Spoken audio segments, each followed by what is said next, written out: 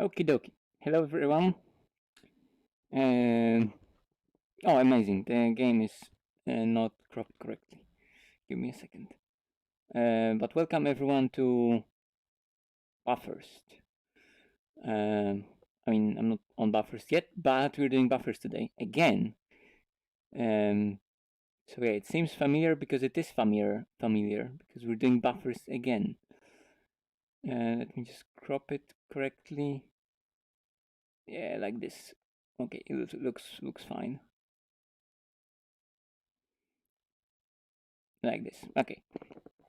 And now get back to racing. So hello. And yeah, let's just get some running in. I don't know what's the. I think the race starts in the morning. Let me actually check that.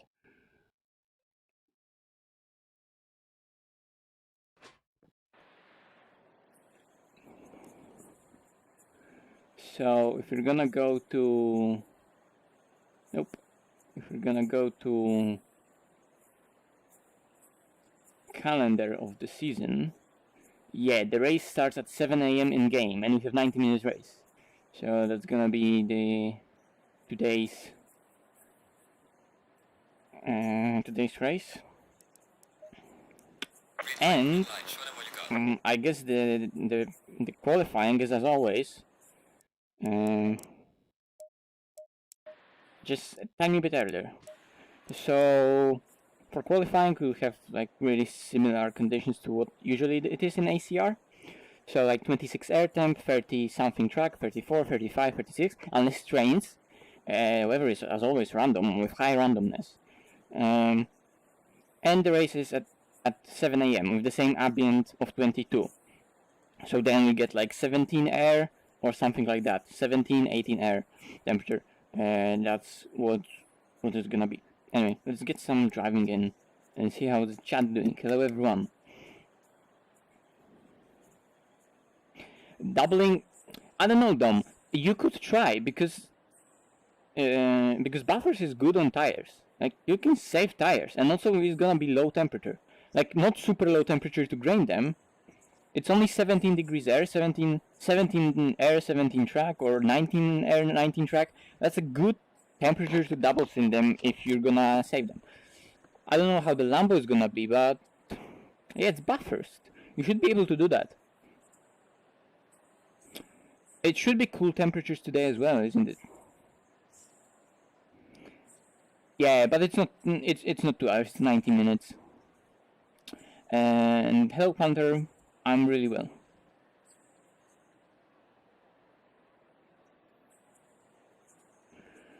Zdecydowanie. 650 super. Mojej opinii absolutnie wystarczy.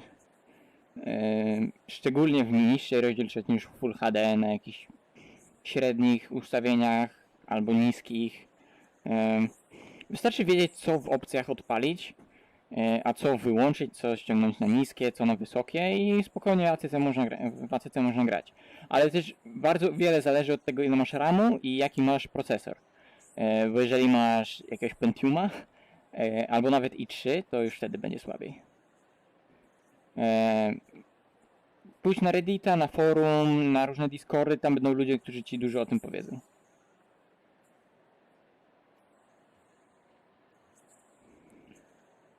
No, I tried driving in map 4 in the Porsche, but it didn't really work for me.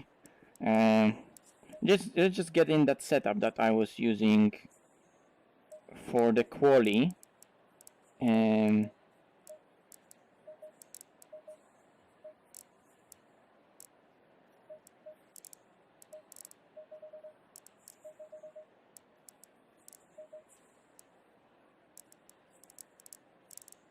For the quali of AOR race, or at least the one that I was planning to use. No, it was dry qualifying in AOR, right? Yeah, when I was P2. Oh, now I remember the one that I got blocked by Cryptic. So let's try to use it and change the pressures. 1, 2, 3, 4, 5. 1, 2, 3, 4, 5. 1, 2, 3, 4, 5. 1, 2, 3, 4, 5. I don't know. 1, 2. Let's see.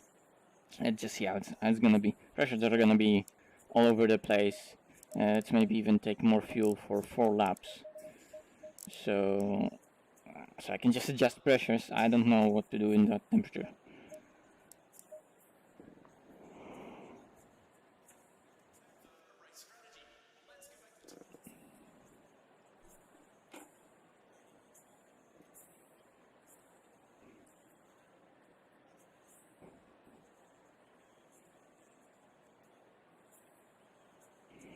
Yeah, that's a lot. If you're pushing a lot, I remember last time I was trying to use map 4, and I was pushing a lot, and it didn't really help me, because it was hard to... What a fail. Immediately into the wall. But I was trying to... Oh, that's really loud.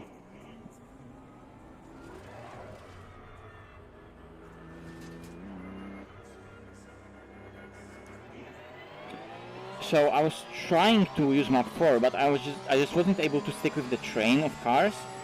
And I don't know, maybe it was more efficient over the stint. Maybe in the pit stop I could have saved that time if I would go for no tires. Then sure. I think it was like 0.3 of a liter for me in the Porsche. I think this time I'm just gonna go with map 8, but it also all depends what's the... what's gonna be the weather like, just how people will qualify, where I will be on the track, because you never know. Porsche is like really magical car here. You can be either very, very up high with the other cars if you nail the lap. Just nature of Bathurst. Just if some people don't get the lap in and you get amazing lap in, you're immediately up there because it's such a driver's track. But because the car is so hard to drive, if you don't get the lap in, which is easy because it's a Porsche, and it's just hard to do a really fast lap with it. And if everyone else makes a good lap, and in the league such as ACR with such a high level, people are just gonna put in those crazy lap times. Probably we'll see 59s easily today, if dry, and you'll just not be there.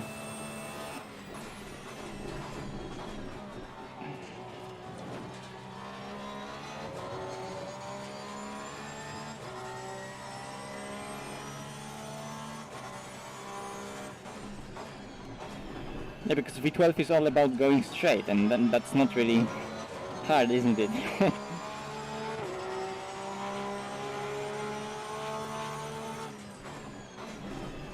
That's within your abilities, Dom, right?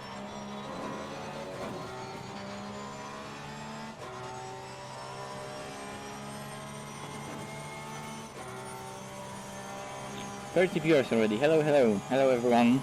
Click the like button, subscribe, and all that good stuff. Apparently it helps, they say. What ability!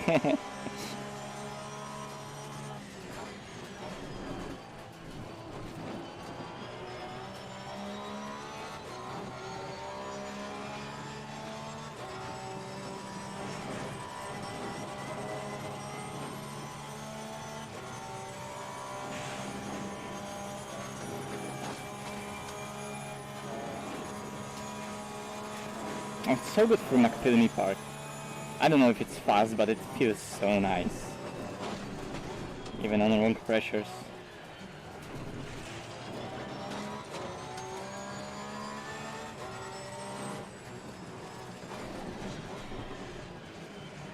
I think I can even lower the brake ducts. And that's a wall.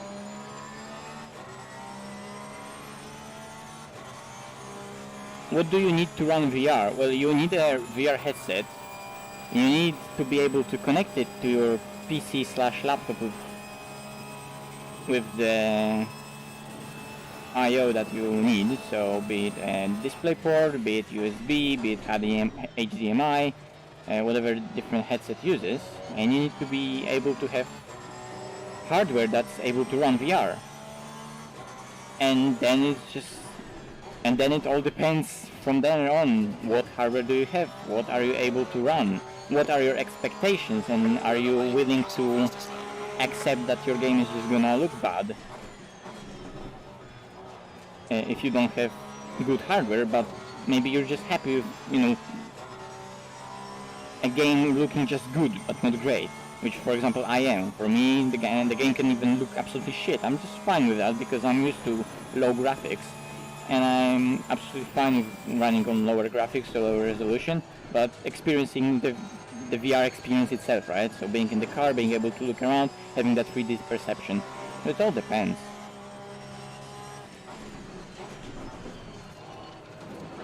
And of course, before buying anything, try to get a hands on one.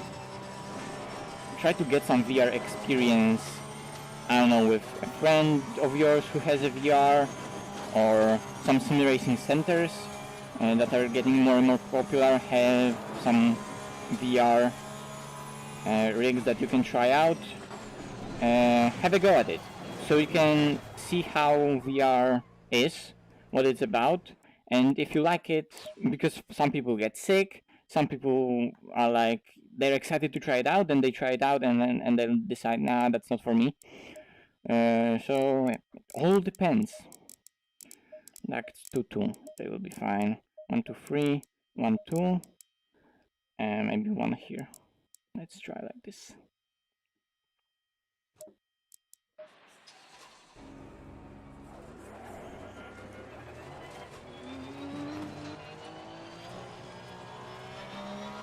Bentley, Aston, Ferrari, Audi, Porsche are really good at here from what I have tested. Yeah, Porsche is not up there with like absolute pace. It's not up there, but it's close. But also on top of it, even though it's close, then there comes in that factor of actually driving the Porsche here, which is not easy. And the Porsche will be fast, but it requires just a tiny bit lower downforce setup, and that car is just not good at like medium to low downforce setups. And I just went into the wall. I hate low pressures. I just hate low pressures. I just can't even do an outlap. What's going on with me? That's not a good prospect for the race today. Okay, let's go.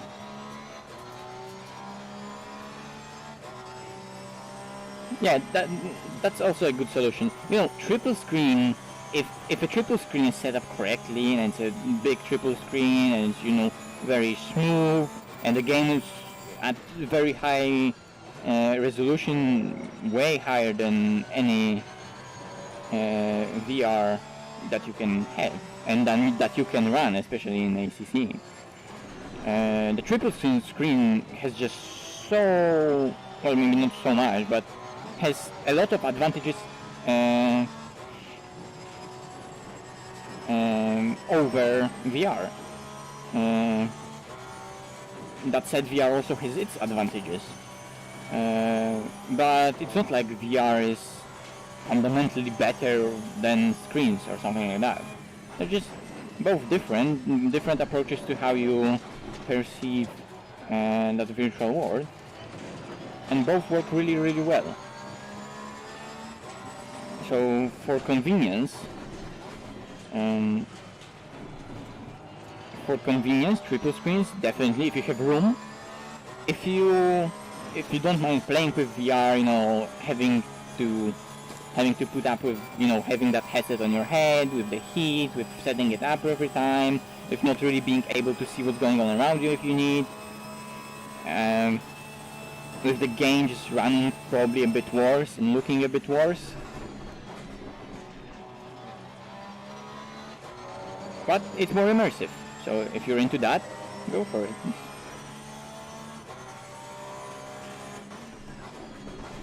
If you can have both for different, use cases, amazing.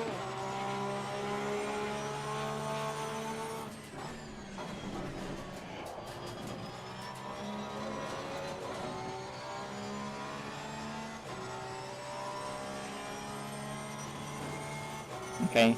I don't really know monitors, so I can't really I can't even really know if that's good or bad. Because I was never really I never had a need to have a good monitor, so I just have some. Well, it's relatively decent Dell, but you know, it's not a gaming monitor by any stretch of imagination. And it has quite high response time, but the color accuracy is nice, you know, so you know, for normal daily usage, let's say, not for gaming, it's really nice. But it's only 24 inch, so it's not really a gaming headset, gaming monitor. But it does the job. Better than that laptop screen that I was using up until now.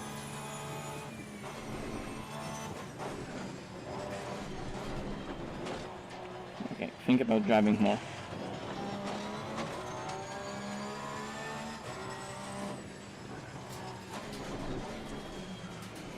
Also, it's good that we did that ACR race in the wet, so at least I have the wet setup base that then I can modify, seeing how much rain there is, if there's gonna be any rain at all. Hi Ata, hello. Cześć Rafał.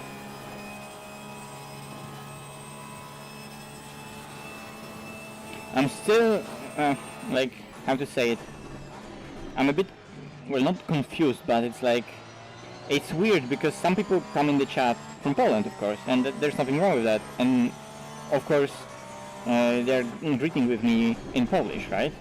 They're saying hi with Polish, and sometimes they ask question in Polish, and it's just weird because I'm in that mode of speaking in English, and then someone asks some question in Polish, and I'm like, and I have a little brain fart, like, what the fuck is going on? Oh wait, I need to speak different language now. Yeah, but nothing wrong with that, nothing wrong.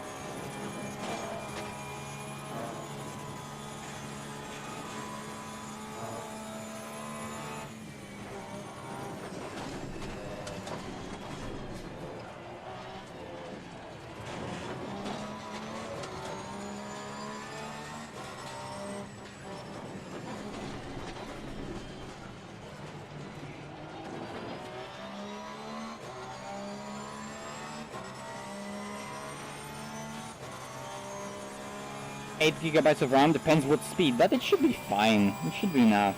I was playing ACC on 1030. Again, let me repeat that. 1030. It's not even GTX, it's GT 1030. Like, first generation i5, third generation, and DDR3 6 gigabytes of RAM. So, it was struggling. But it was that.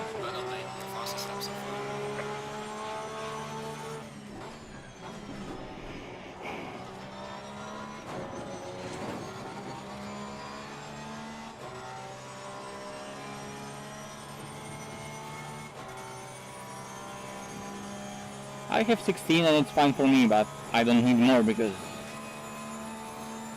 well, I don't need more. If I would have, you know, more CPU and GPU power that could then use that additional RAM, it would be useful. But since I'm not really running high settings, high textures, a lot of cars on the track, I don't need RAM. Or at least I believe that's how it is. And at least I'm not feeling a need of more RAM. And I can't really upgrade either because it's a laptop. I mean, in a laptop I can upgrade RAM, but no, it's not as straightforward as just changing.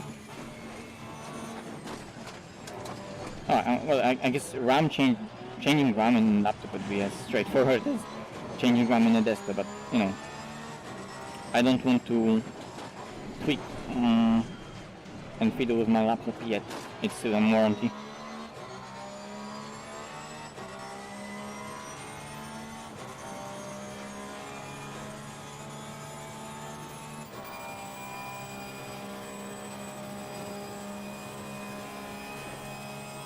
Yeah, if you look, there's like probably majority of people still drive on screens, on triple, on single screens.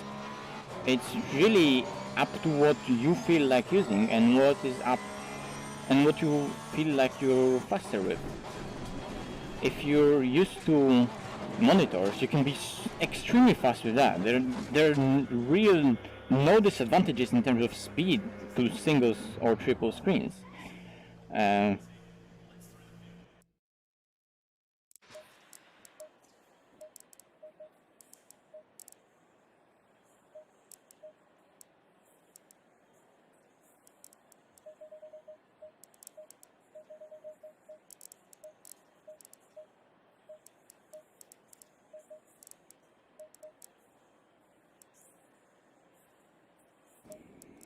And another lap. So I'm using today a beautiful banana livery for ACR. So it's looking sweet. What headlights does it have? Orange ones. Okay. I was just thinking maybe green would work here, because well, the other color, it's not black. It's not yellow on top of black color. It's like really dark green color. This thing right here on the side and on the top. That's not. You can't really see it, but it's green. It's not black. It's like really satin dark green.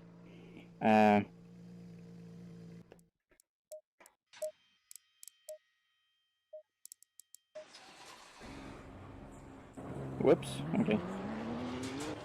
Back to the cockpit.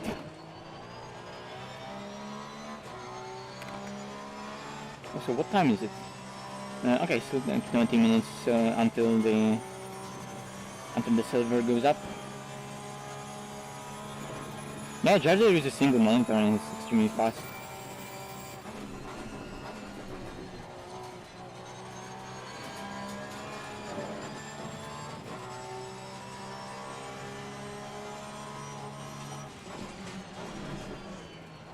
So, you know, if you think that VR gives me some extra advantage for being fast, then also remember that I'm running with T300 stuck to a desk, well, it's not IKEA desk, but you know, to something that you would, if you would see that desk, you would think IKEA desk, as you know, as a stereotype. So it's a T300 bolt onto the IKEA desk, and T3PA pedals just put against the wall and put on top of the shoeboxes, not even bolted into place, you know. They're just put onto the shoeboxes, put against the wall, and they're just there. So much racing.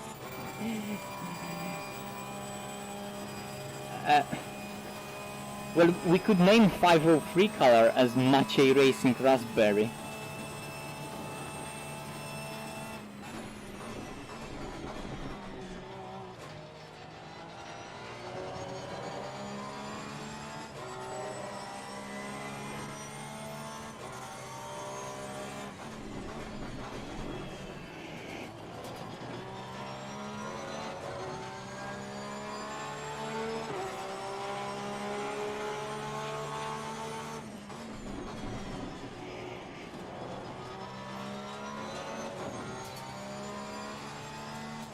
My braking points are a bit all over the place, but we can fix that with just more focus. Hello, Vancy! Hello, good evening, how are you, mate?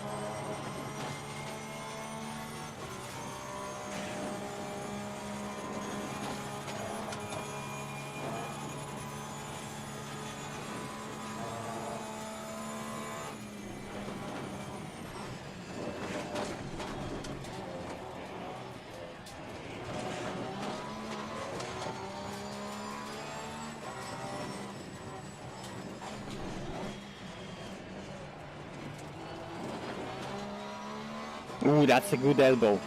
That's a good elbow. Carried the speed, rotated it, went on the throttle early, rotated it on the throttle, opened the steering nicely. That was a good elbow.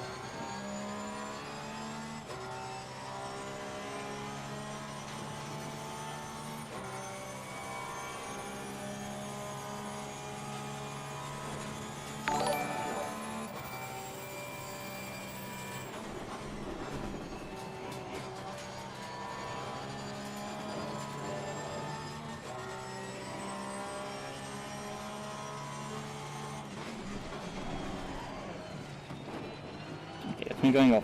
But yeah, there's like low 22 in the car. Okay. Yeah, there's 3 tenths there? I doubt there's 3 tenths there. But there's 2 tenths there. There's a tenth there. And that was decent, but there's also a tenth. Is 59 in the car? There's definitely 59 in the car. Is 59 in me? I don't know. I'm gonna save that setup as quali 2634. So Q 2634. And that's what we're gonna use if it's quali. And this temp. Nagumowanie toru. So the options with rubber track. So there are 3 presets in single player and 3 presets that are shown here: track optimum, fast, or green. So the green track is the slowest. It has the less rubber on the track. The fast track is in the middle. There's some rubber on the track, but then also the places of the line have less grip with marbles on them. And optimum track has the most rubber on the track, the most rubbered line. The racing line is most grippiest, and it's also the fastest condition overall. But also when it's optimum, the outside is the outside lines, or like of lines of track of the lines where there are marbles. They are just a tiny bit less grippy, and it works like that. So the green track, so it's progressive throughout that way, you know. Why don't I love myself? I love myself, I think.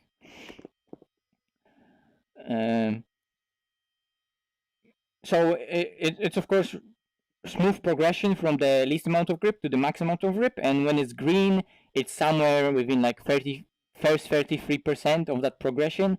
When it's fast, then it's somewhere in the middle in that next 33% of the progression, and when it's optimum, it's somewhere in the last 33% of that progression, you know. So it's not like it doesn't jump from green to fast to optimum, and it's just 3 specific states of the track. It's all progressive, and that only tells you a rough idea where the track is. But what exactly it is, that's not. I don't think you're gonna, especially online with fully with all the variabilities on, and then don't delete them. I hit myself. So yeah, when you have that progression from fast to optimum, when it clicks into optimum, that means it's like it went through 66% of that grip progression from no grip, or at least the lowest grip, to the max grip at the very end of optimum, so when it comes from fast to optimum. But you know, if it's optimum for a really long time, the good chances are that it's just 100% grip all the time.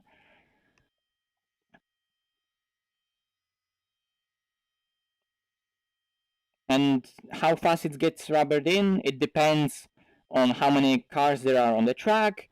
It depends on it depends how many cars are on the track. It depends also. So it's not only how much cars are on the server. It depends how many cars are actually circulating on the track, and with time it gets rubbered in. And also if there are progressions between the sessions. If the session, like let's say one session ends at Saturday evening and the next session is at Sunday morning or Sunday afternoon, it's simulated randomly if there were any, let's call them support races in between your quali session and your race session, and maybe some other races would have rubbered in the track, or it's sometimes simulated if maybe there was rain in the night and it went from being optimum, it went back to being green. So it goes back and forth like that. But usually online you just find everything being 100% optimum. Like, it's just good to know how it works when you're doing longer races and with some variable weather, but yeah, it's just one of those things. It's good to know, but overall, which one is the fastest? Optimum is the fastest. And on in single player, if you just pick optimum preset, it's just gonna be 100% grip, so not worry about that.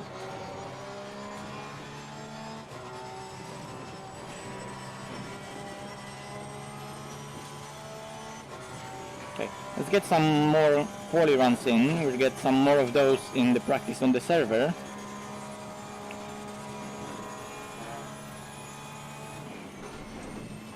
Actually, yeah, I'm gonna get more of those practice quali laps on the server if it's gonna come on. If it's gonna be just similar conditions to those, so unless it rains. But it shouldn't, so I'm just gonna go to 7 AM because that's when the race starts, and then just practice the race setup. I mean, not really practice, I just want to get the pressures right, because on the server we won't have the track in that conditions, in that temperature. 19 degrees, that's what I was saying. So let's load that setup that I was using for Bathurst. So this one, but with 85 liters, let's say. No splitter.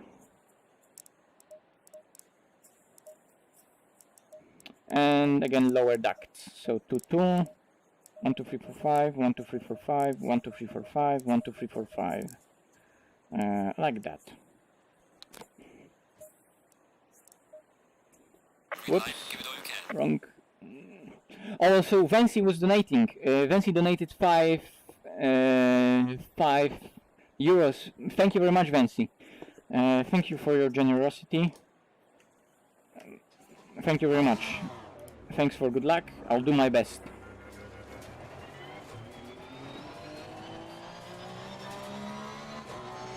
Oh, I don't know who'll be coming in second place. I can predict who'll be coming in first place. If it's not raining, if it's dry, I think either Joe McCauley will win or Simonini. Who's gonna be second? I don't know, Jardier has good chances, McCauley has good chances. What car is Noble in? Noble is in the Nissan. I don't remember how fast Nissan is here. It's not the best, but it's Noble, so he'll be extremely fast. Shins is on a great run in the championship, so he'll come, not prepared like for an esports competition, but he'll come prepared.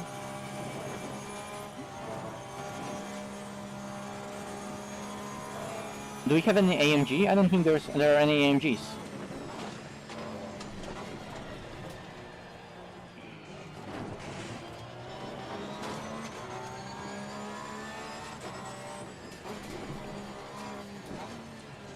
Yeah, GTR is good around here. You know, GTR is just decent overall car. It's not the fastest, but it's competitive. It's relatively competitive, especially in Mike's noble hands. You know, he's the magician. If he's on it, he'll put that car, no matter what he's facing up against.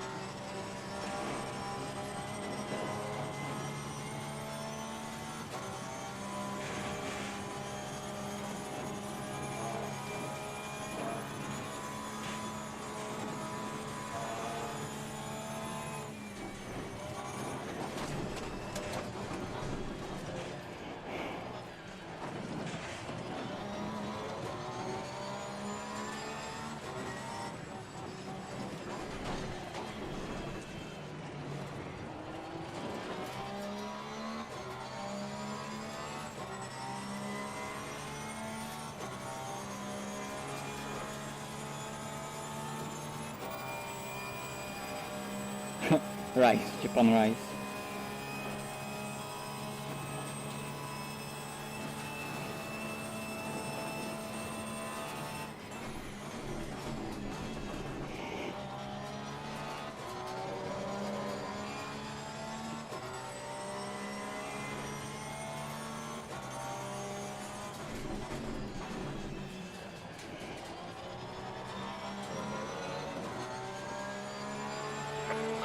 $2007, that's a... Well, that's not mental lap, but that's a decent lap.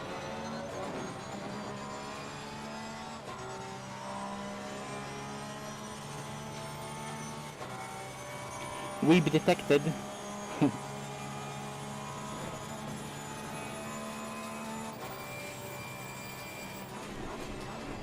That's too wide, that's gonna be a death. Just let go of the steering wheel. Why would I do? I don't know. I have a really weird... is it a habit? I don't know, but I have a really weird... Let's call it a habit of letting go of the wheel when the car spins, and then letting it rotate to a certain degree and trying to catch it, rather than doing a correction by myself. You can't see it because I don't have any camera that points at my hands, which maybe I'll try to get set up. Maybe. Parts 2. Do I have any setup that's called R1919? I have R1818, but I'm gonna pass on that and I'm gonna save this one as 1919.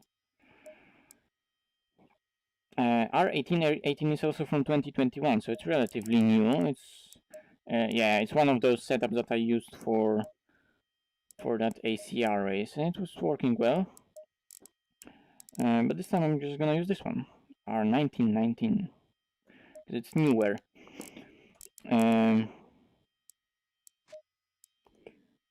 It's 1926 or something like that, 28 I think.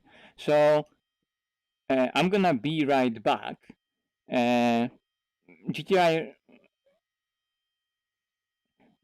is legendary. Yes, it is. So what? Just because GTR is legendary doesn't mean it's best car in the world. It's just a nice car, and it has legend, but Porsche is still better. There, I said it. Okay, so I'll do a 2-minute break, and I'm gonna join the server in a sec. So give me a minute, guys, and I'm gonna leave you on this screen, just chatting. Chat among yourself. Oh yeah, I forgot Dom is here.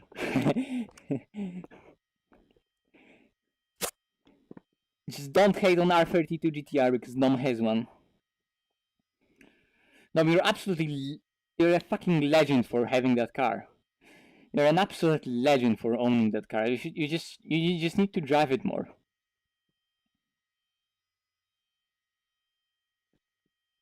You said that the Porsche is the best. Good. Okay, I'm gonna leave you here for 2 minutes. Talk among yourselves.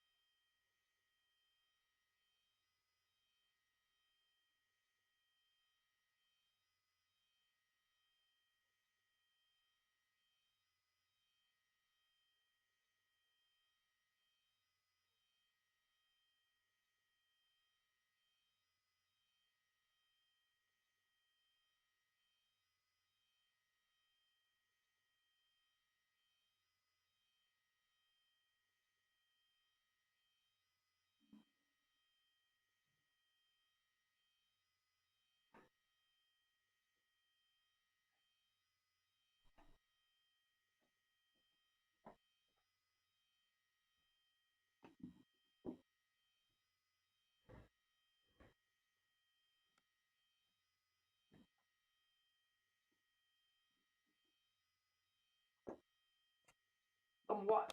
Why are you upset that yours twin turbo? Keep it twin turbo. Keep it twin turbo. It will gain in value if it's twin turbo. You're gonna put one turbo on it. You're gonna make amazing car, amazing beast, amazing GTR. But then one day you're gonna regret it's not twin turbo. And it's not original. Keep it stock. Stock Japanese cars are so rare but so cool. And it's time to join the server.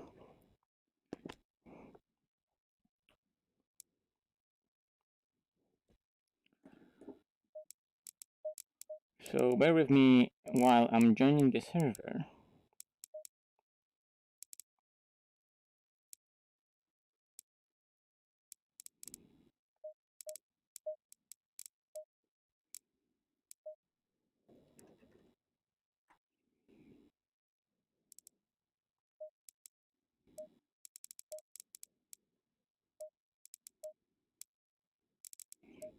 Wrong password, of course wrong password.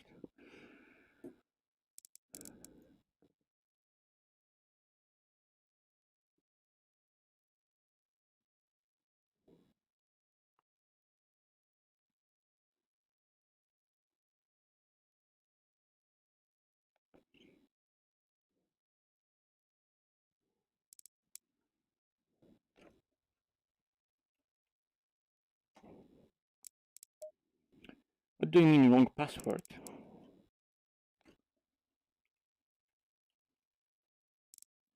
Okay, now I'm in. Okay.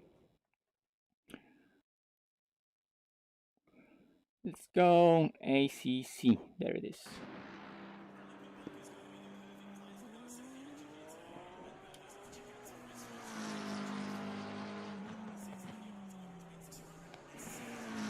So, yep, like I thought, conditions for the quali are like so.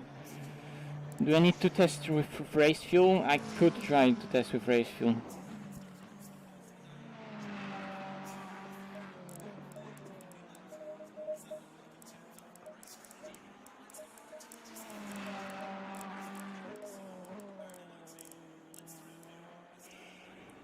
Let's try this setup, which will be similar with different pressures. Kadlecik already 2007, Jesus. Oh yeah, Kadlecik can win, he's extremely fast.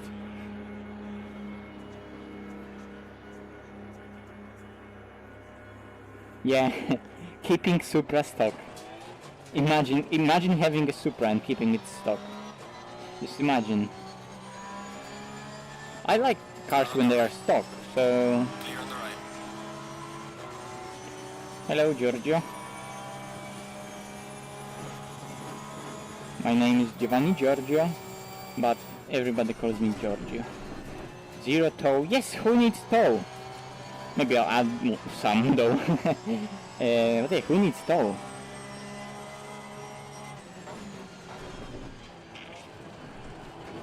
ACC setups be like camber? How much camber? Yes. Tow? We don't do that here. There's a slow car ahead. Yellow flag ahead. Be careful.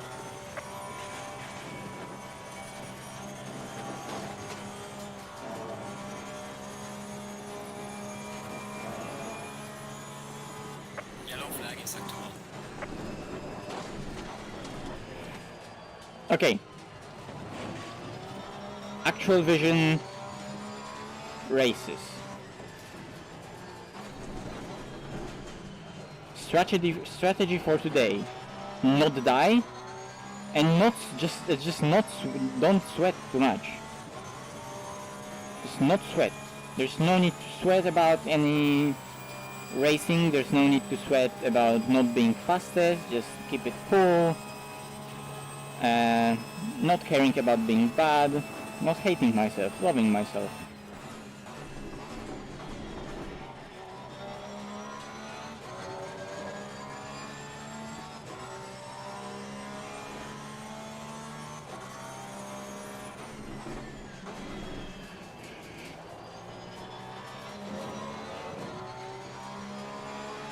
Yeah, and then just a pit strat.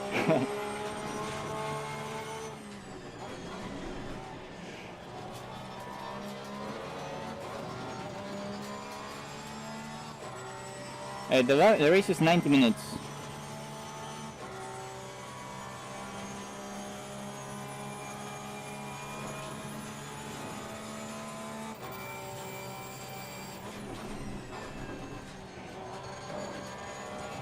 But you see, a mistake with wrong strategy last race was caused by crashing in the first place, because I had to pit so early and I couldn't go through the whole list and checking everything calmly. I just rushed into the pits and was like, boys, do the pit stop, fast! But I didn't tell them what to do. So they were like, just putting slicks on the car while it's just pissing down, and they were like, yeah, just casually putting slicks on, why not?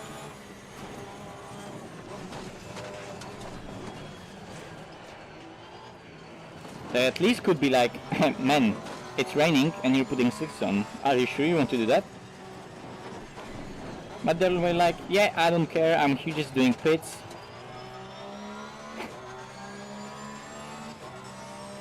If only we could have like a race engineer like Jeff from F1, and we could call him, I don't know, Aris or Punky. Imagine that. Aris Race Engineer DLC when?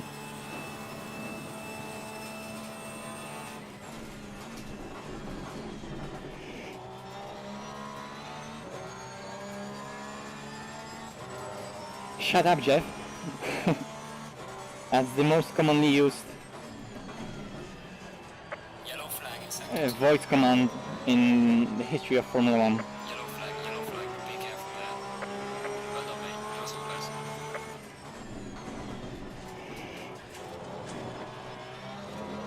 close. Turning too early into the corner, casual.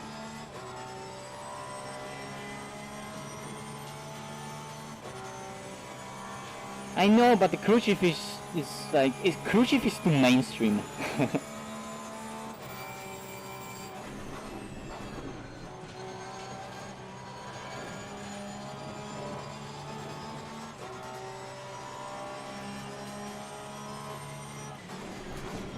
And it's also cursed a bit because iRacing people use it.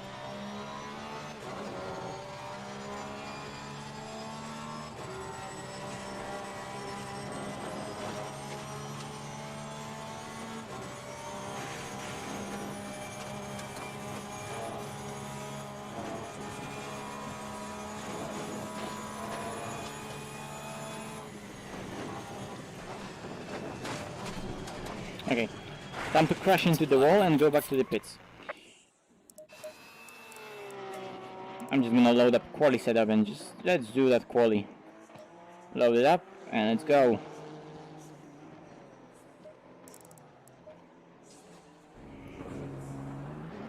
Pressures are gonna be probably too low. Oh, also, I want to check something. Give me a minute. Just give me a minute, guys. Be right back.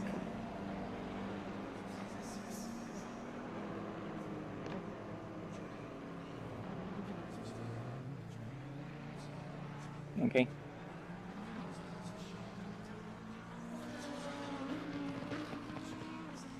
All fine.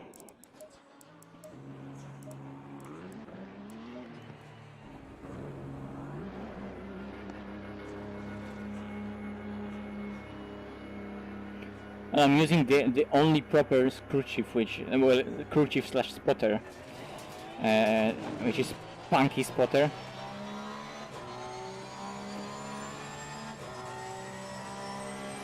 Yellow flag in sector 2.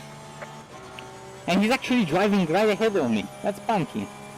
Wave to the wave to Punky, guys. Hello, Punky. Gregory Punker. That's so nice to have a dev in the league. It's also so weird when you're racing with him because, I don't know, it's raining and he's in the Aston Martin, so he's somewhere where you are on the track and you fucked up the strategy. And you're racing him and he is telling you where he is, if he's gaining time on you, if he's not gaining time on you, and when you're side by side with him, have his voice telling you car is on your right or on your left, and that's just weird.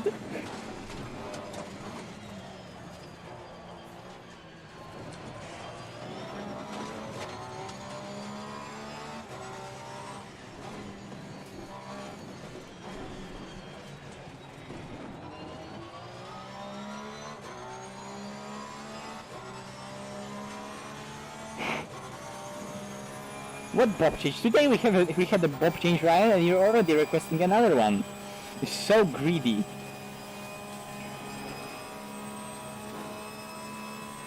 So hard to satisfy people like you, Kappa.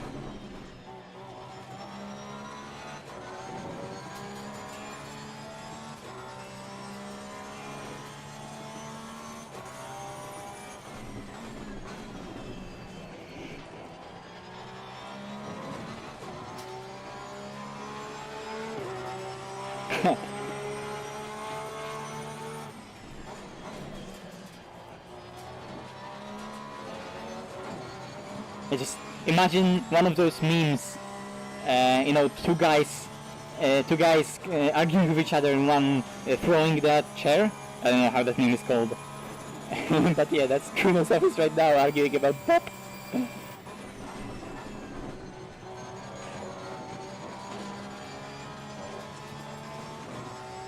Yellow flag in sector 1.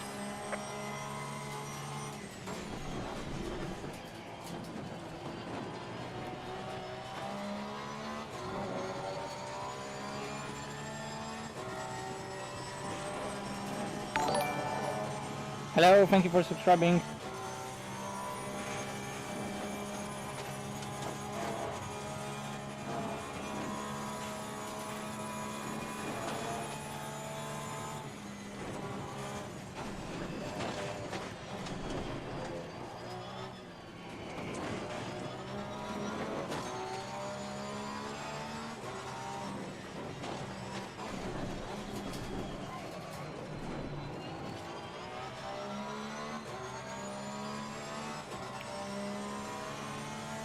No, it's only an illusion. Of course I'm in VR. Come on.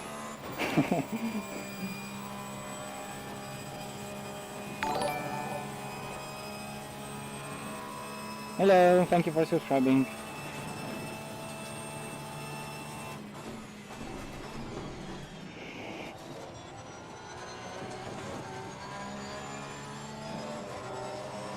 Yellow flag, be careful.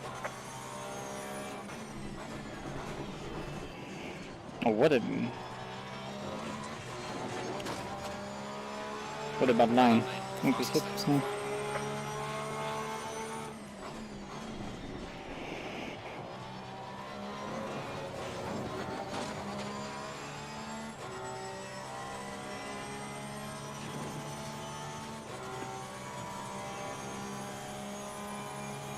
Nope, it's just CV1.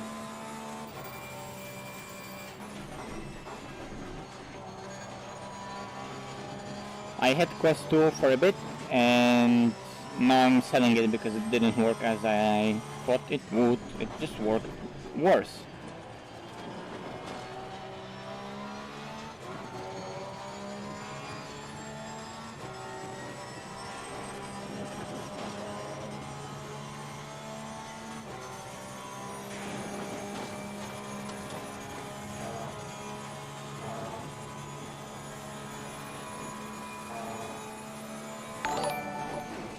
Oh, and that's the thing I want to avoid. I was too early into that corner, and I also need to adjust pressures. Okay, I have just a bit of time to go back to the pits.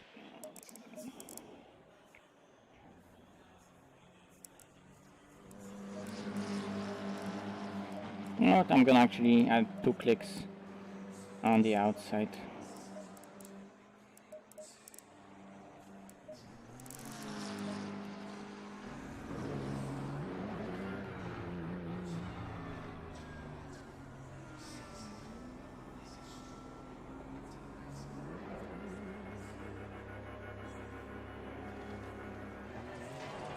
Yeah, the delay was the worst. No matter the link, no matter the way you were streaming the image into the headset, no matter the way, it was always delayed way more than what I'm used to, and way more what I think is actually acceptable for sim racing. So it's just a big no-no for me.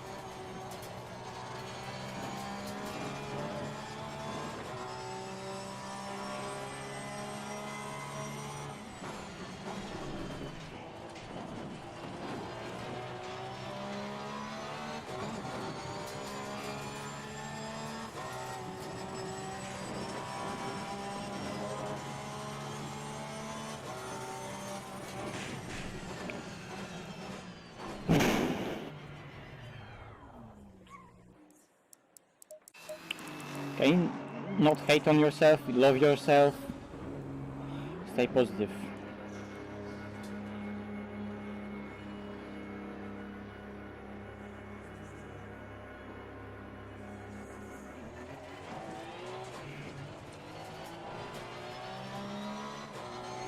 Yep, and Joe is P1. All my gear and what I'm using is in the description, or you can type on the chat !FFB or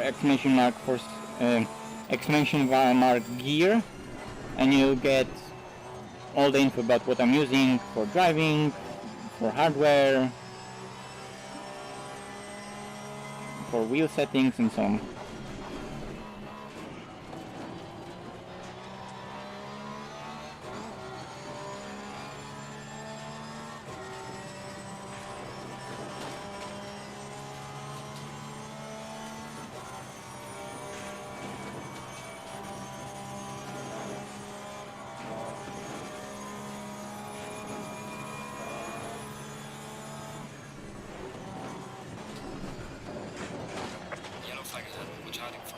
Yeah, I can't go over that curb like that. Oh, hi Killian. Nice spin. Oh, what the fuck? Yellow flag is sector 1. Lol. Not question mark, exclamation mark. But yeah, this one doesn't work anyway, so... And I don't feel a need to upgrade, but if I would upgrade, then I would feel the difference, I guess. Maybe a bit. I will upgrade eventually.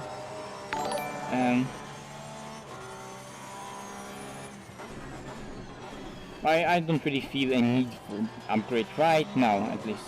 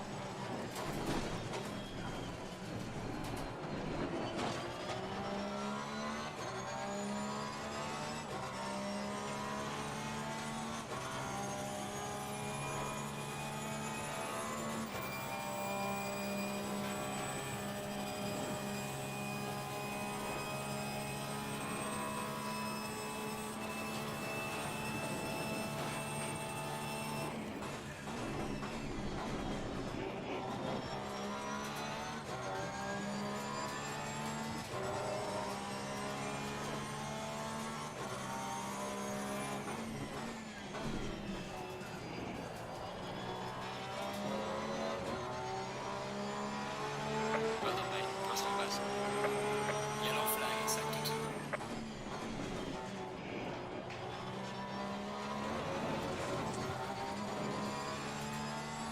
That was just bad. Even though there's time in that corner, I just messed it up completely, and there's actually potential for P2? No, P3. And the Honda is just gone.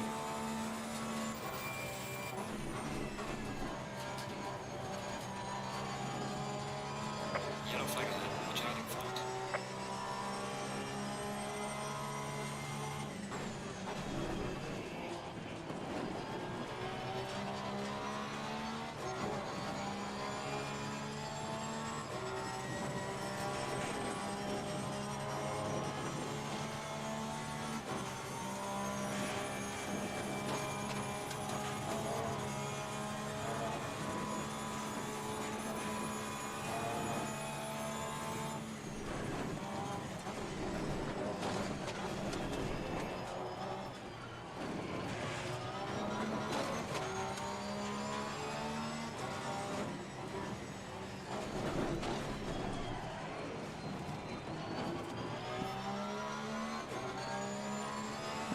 Again, not the best elbow, but the downhill was nice.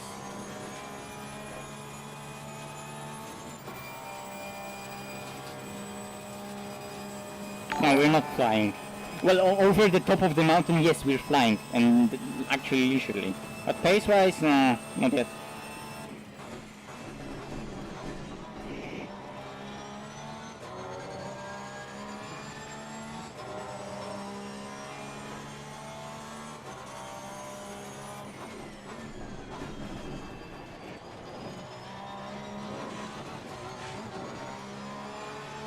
Well done, mate. The fastest lap so far. Yellow flag in sector 1.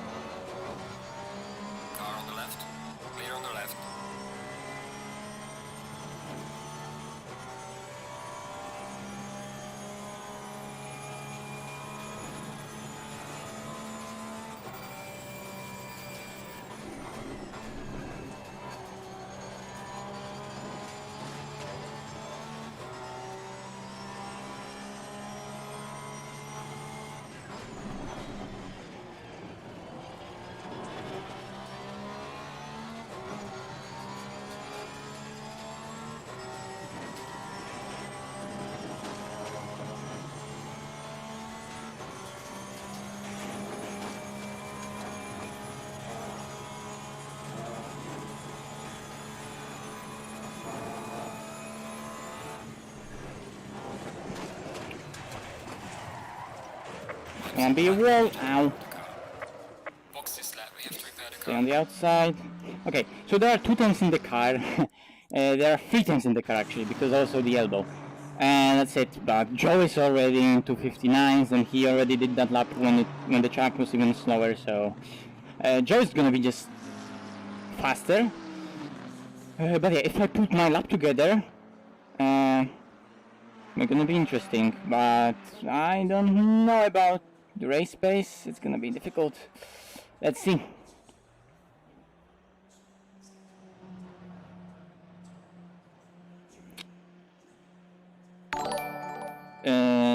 Well, today FPS aren't the best. They're like fluctuating between 75 and 85, so they are quite bad. Maybe 80, maybe 80, 90, let's say. They got just a bit better. Oh yeah, in the race they're gonna be bad because sun is rising and long shadows are just gonna kill the performance. Let's do a few more laps.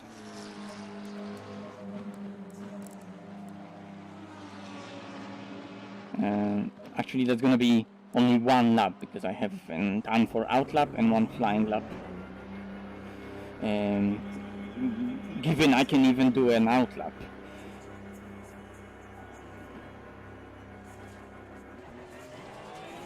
But with less demanding scenarios, and Bathurst actually is quite demanding, then yep. Oh, holy fuck, Joe. He just did 59.7. He's 6 tenths over everyone. Honda is so fast here, but Joe is also a really fast driver. So that Honda has it almost in the bag, unless we're gonna go into tomorrow's race and it's raining, and then we have no idea what's gonna happen.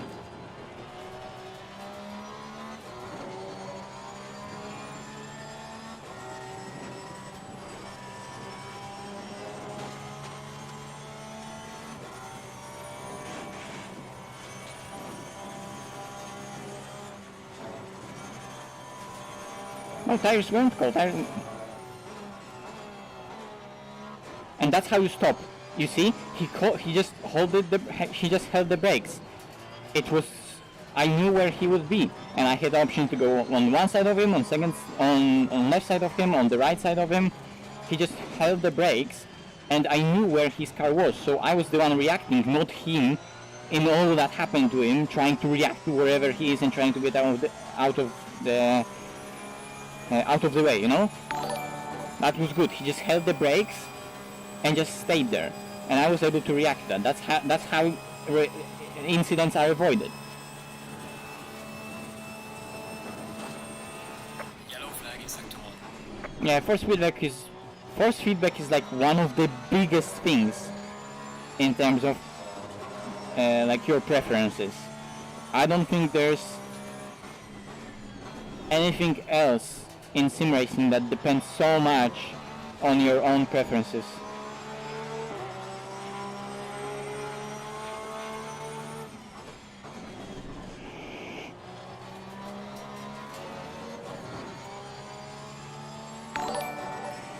Thank you everyone for subscribing. 91 viewers, damn, that's a lot of people. Hello everyone, click the like button.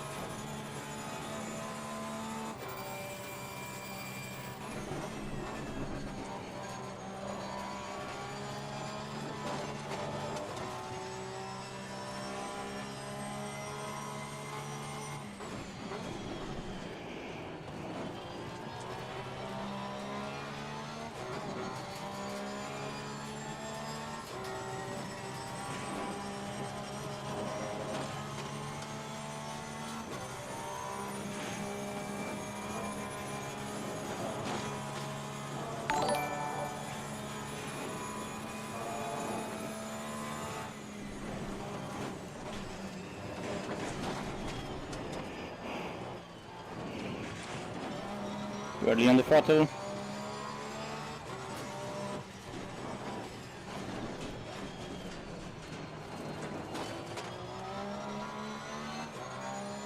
And here too greedy on the throttle.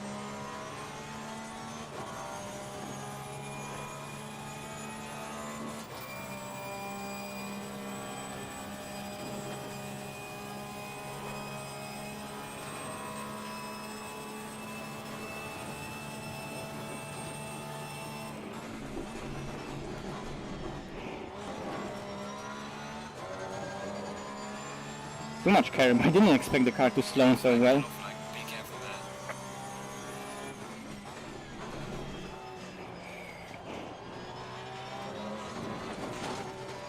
Session is now over. Just a small improvement. Green light, go, go, go. Ooh. Everyone rushing onto the track. I'll put fuel in for... I need more fuel. More.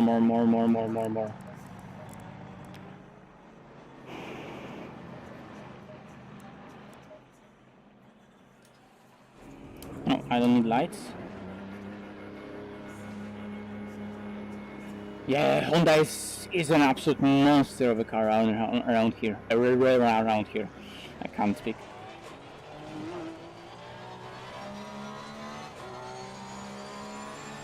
Oh really? Oh no! Oh no.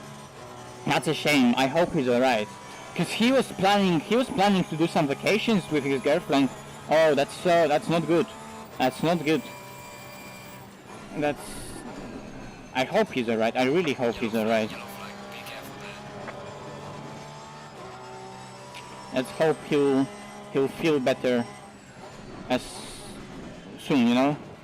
And let's hope he's just maybe tired or something, and it's just that, not anything serious. Because nowadays, especially now, you never know. So let's hope he's alright. It's a shame that he can't race, but you know, you need to prioritize your health.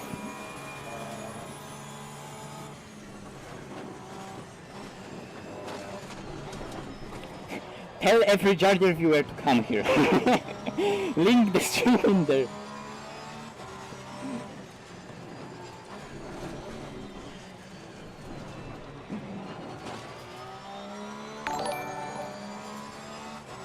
Hey Stubby. Yeah, hey Stubby, I was just saying, if Jardier is not streaming, which, let's hope he's alright, let's have everyone come here.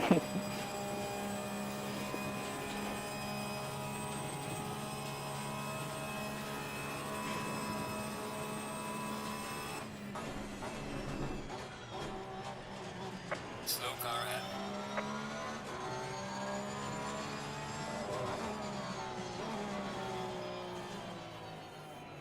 Okay, fast cars ahead of me, so I can go relatively immediately.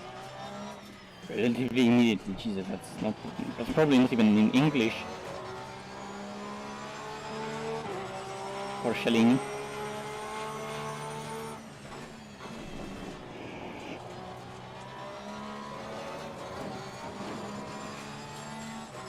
I think I lost pressure. That's not good. F. Or maybe that was just that on an out lap didn't put the hit into the tire. Let's see. Yellow flag ahead, watch out.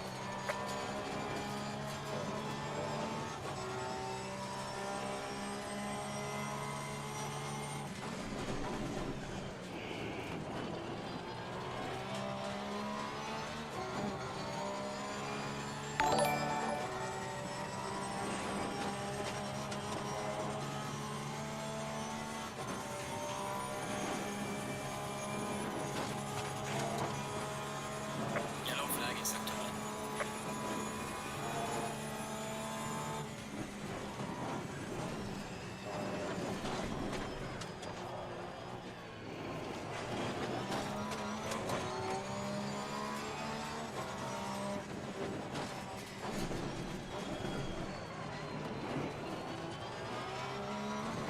And into the wall. That's gonna be 2 times of the damage, so, and loss of speed onto the straight. That's not good. Let's see another lap.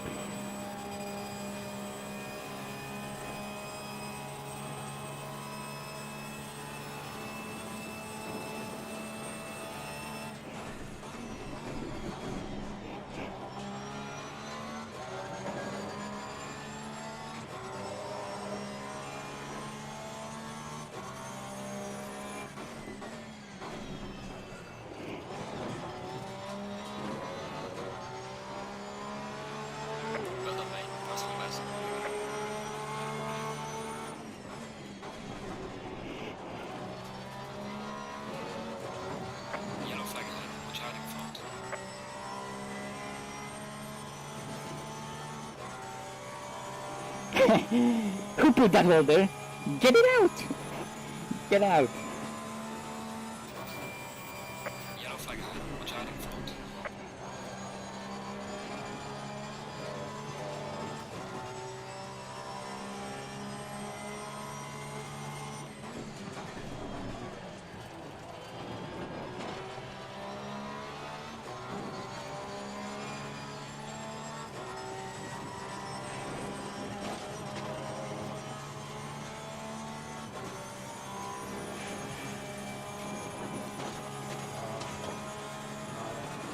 Yellow flag in sector 1.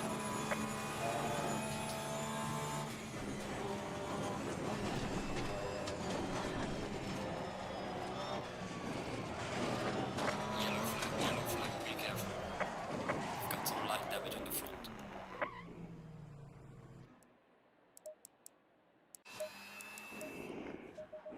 It's a shame because that was a good lap. Anyway, at least I'll know it's in the car.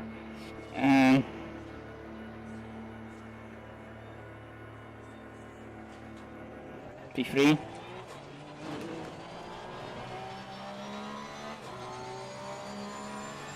Well, it should improve by not by much. It's really close for P2. Downhill section started nicely and just accelerated too much. I mean,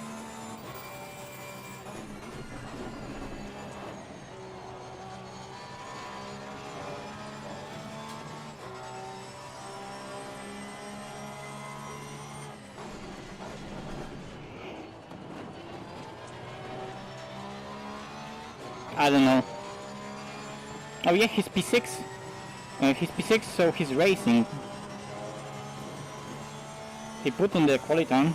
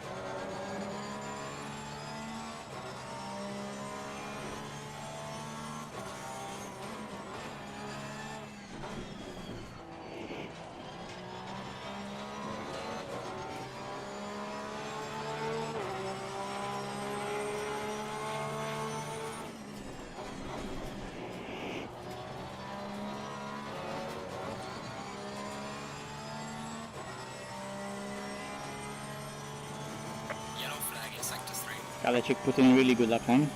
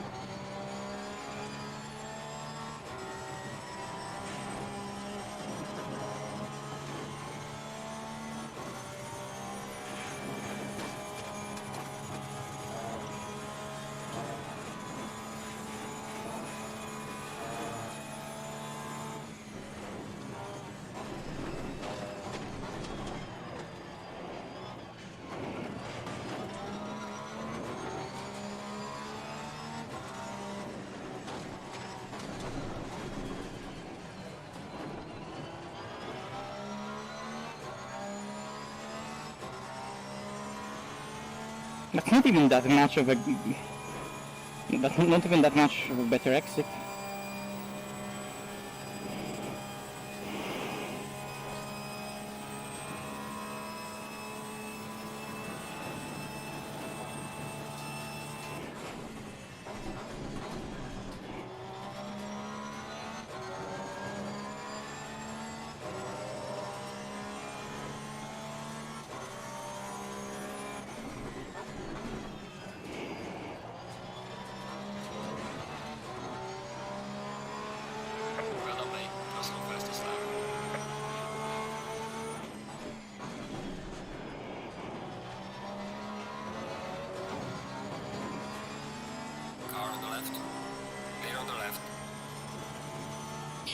Cryptic and Bathurst qualifying. Not a good combo.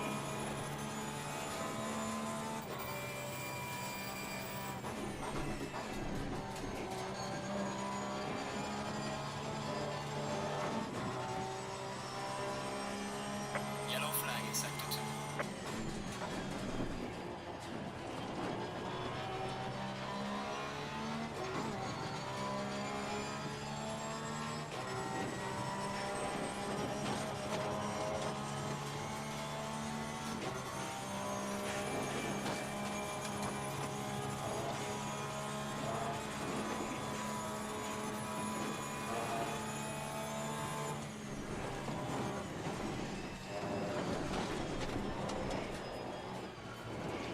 Slow car ahead.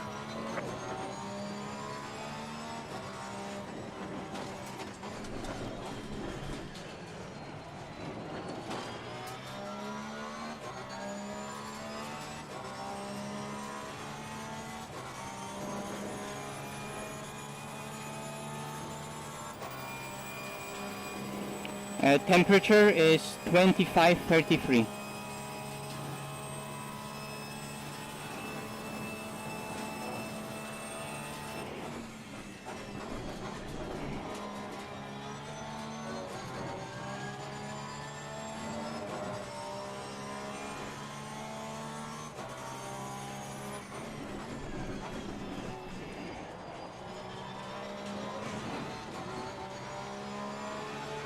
On the main, this is me, Thrustmaster.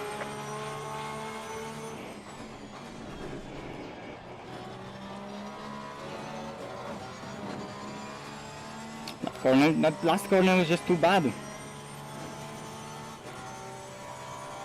Really close for P2, but not enough.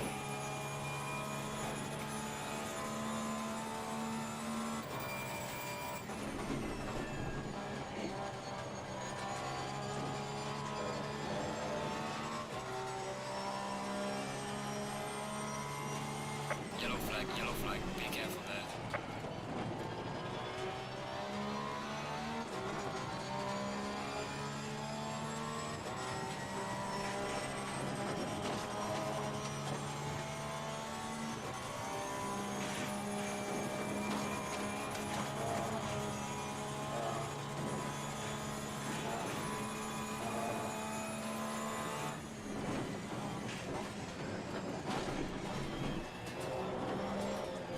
Yellow flag in sector 1.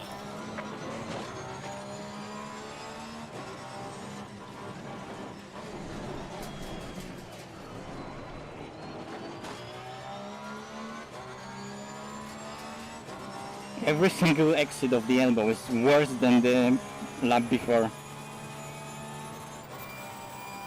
Let's try to have good last sector. I can do it.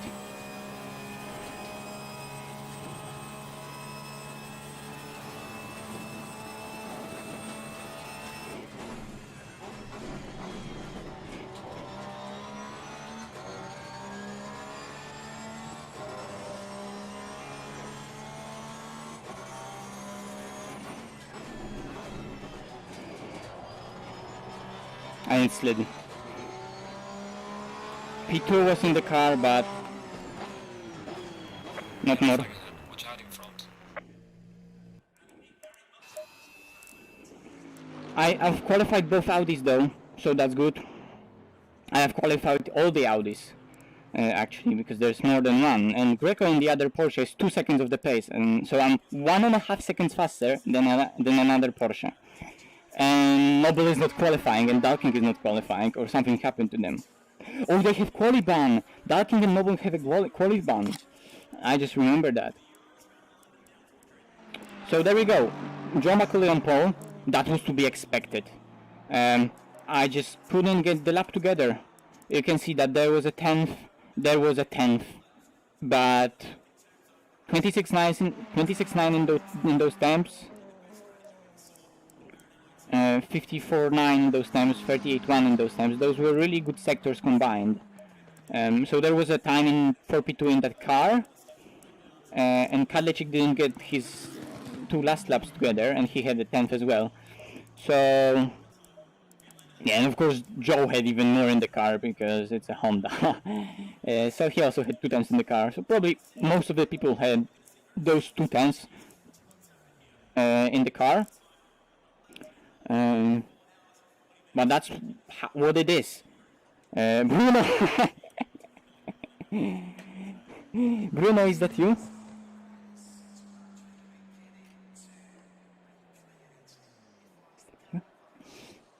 Bruno, is that you? I'm pleased with the I'm pleased with the result. Faster than Simonini in the Audi.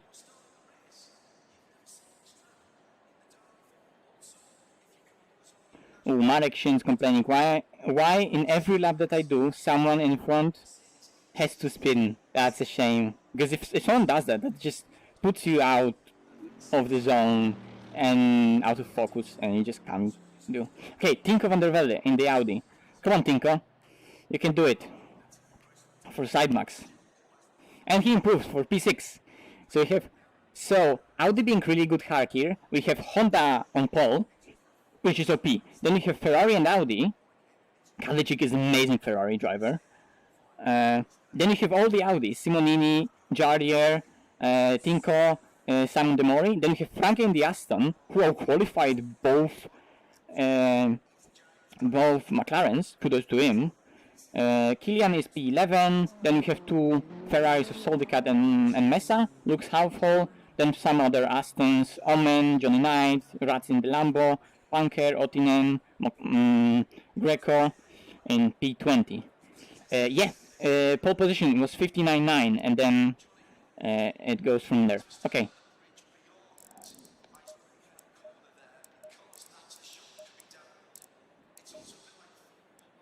I'm gonna load the setup.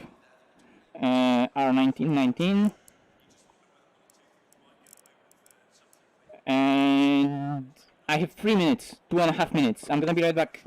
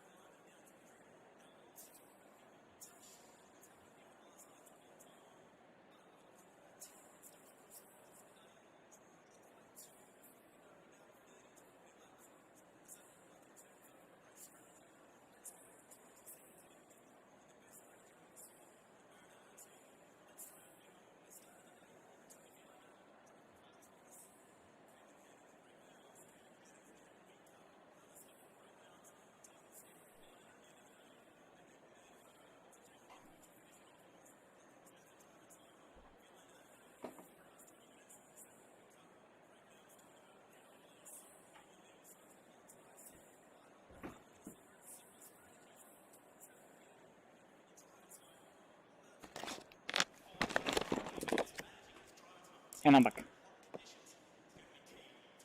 I'm back. Hello everyone.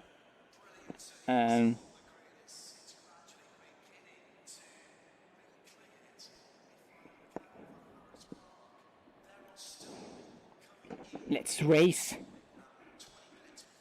Let's do it.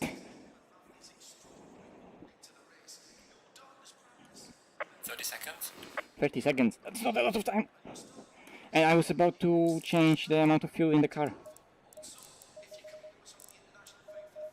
20 seconds. Okay. Needed a bit of adjustment, and let's go. And pit strategy. Dry tires, same 85 liters, same pressures. Let's go.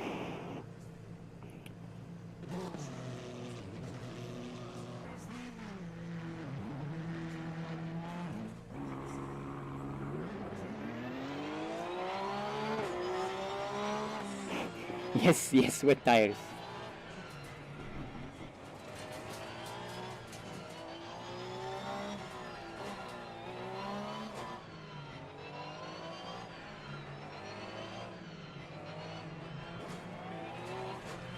Oh, okay. Yeah, it's good that he's racing at least. You know, maybe he's tired, maybe he just doesn't want to stream. That's fair enough.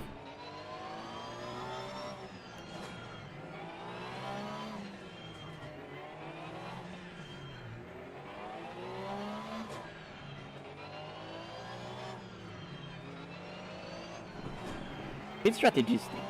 Pit strategies for noobs.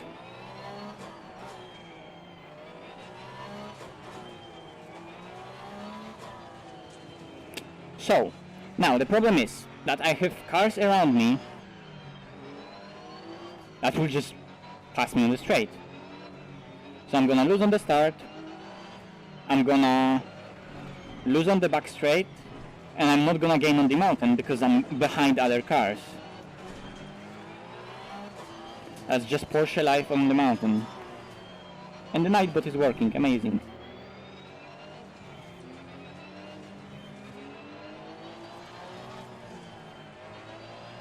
Secretly Jarpedo.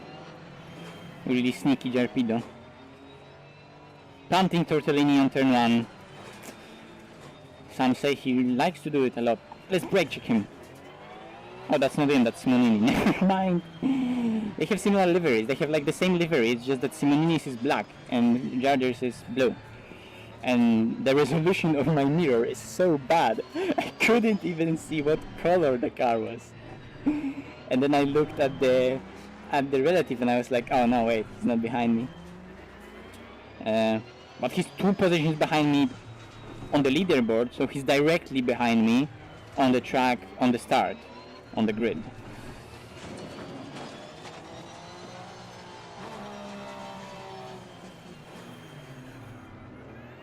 Don't overthink, just send it.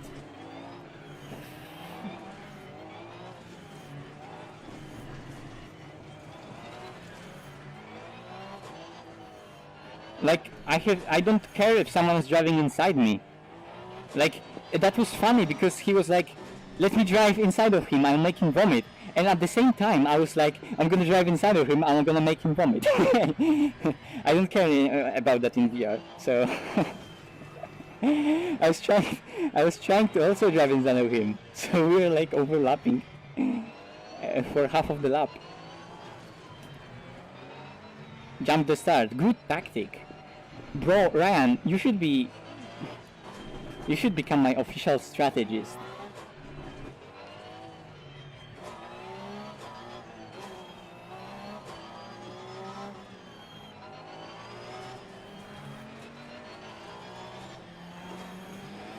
Yeah, FPS are really bad, FPS are really low. There we go, Simonini and Jardir behind me. You can see their liveries are like almost the same. I don't know if you can see it, probably not. Anyway, but Jardir has like literally this livery, but the pattern, those stripes are satin, I think. Or maybe the whole livery is satin. And of course it's blue. Yeah, it's Bathurst again. Anyway, let's focus on the start. Thank you for subscribing, whoever is subscribing. But now it's time to focus. We have the inside at least.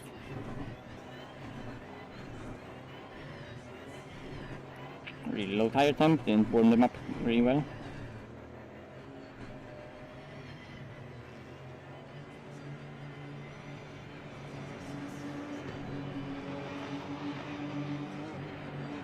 Green line, give it all you got. Car on the right.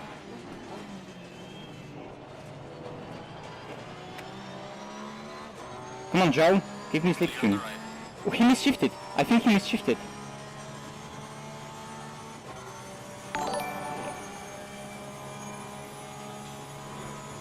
Okay, come on.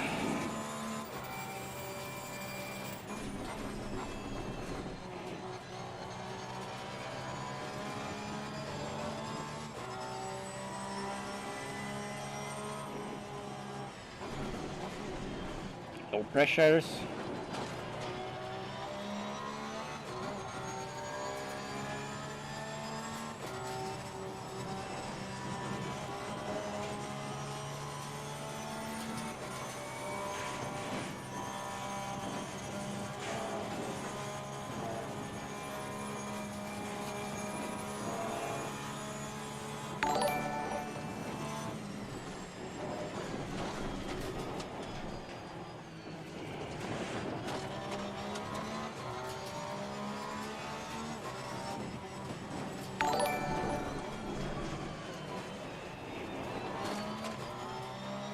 That's a really bad elbow.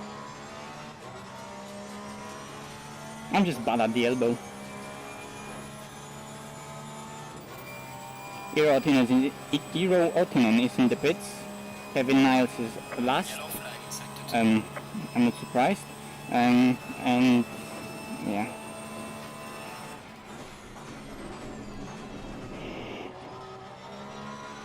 And everyone is sliding with low pressure, and and Ferrari just gained half a second on me on the straight.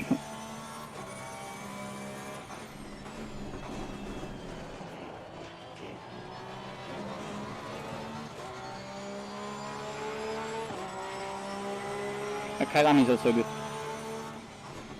for the Honda.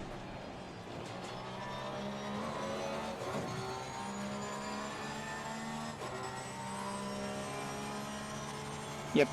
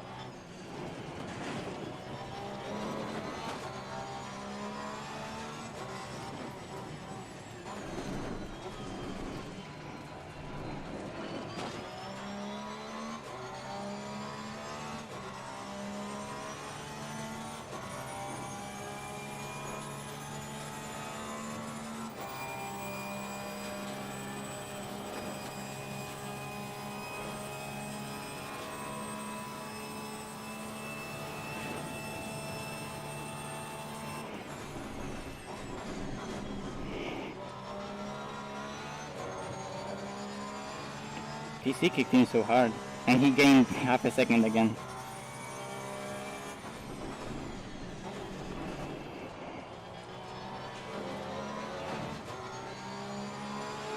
Well done, mate. Personal fastest lap.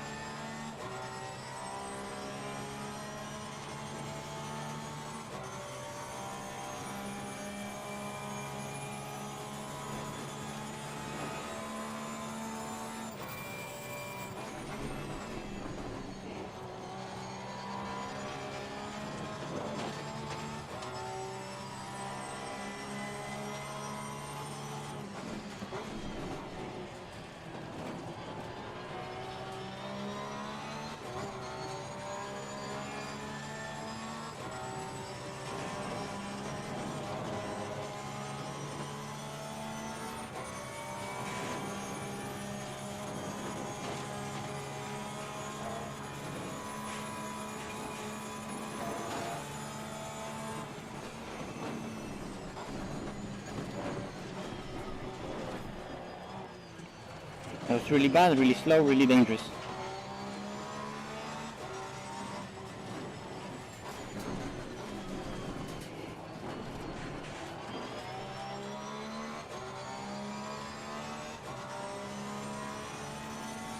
He's gonna overtake me, I think.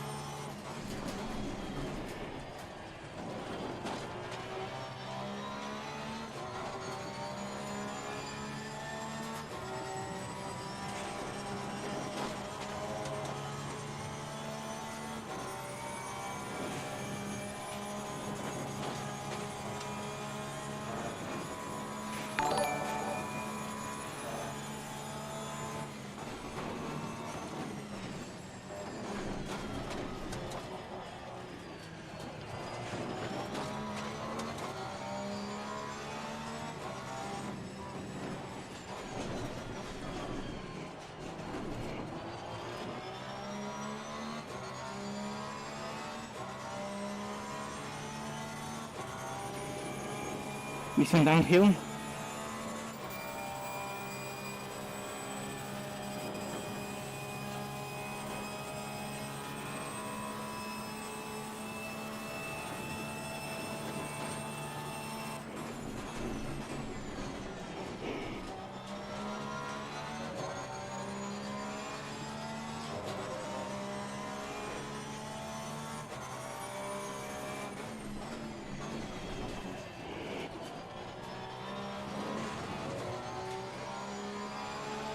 Well done, mate. This has been your personal best.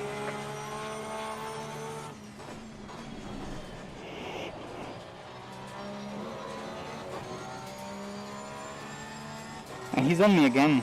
Right. Already.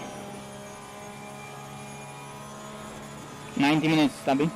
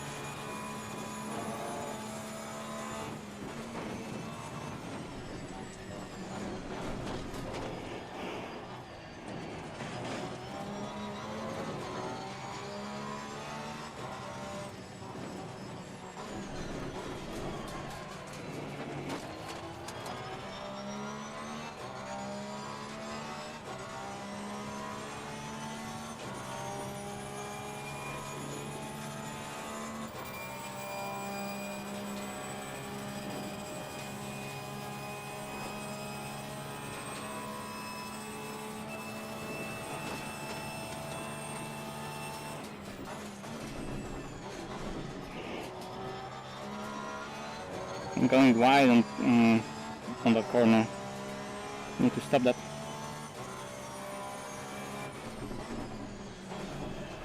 I was wide here also, Jesus.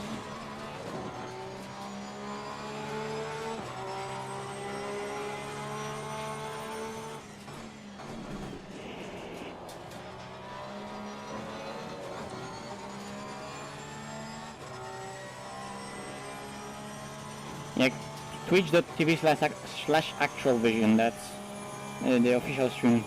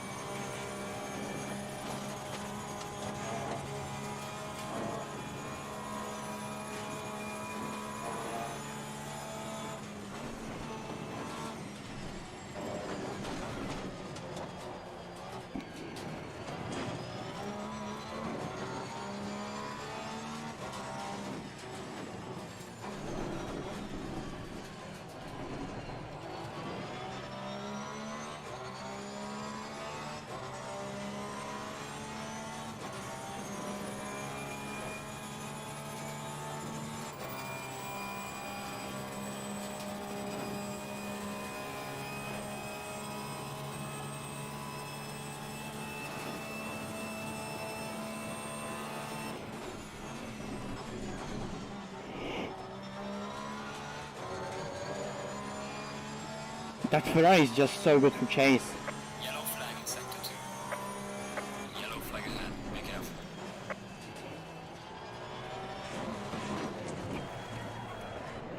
What the fuck? Down with the car in front in sector 3.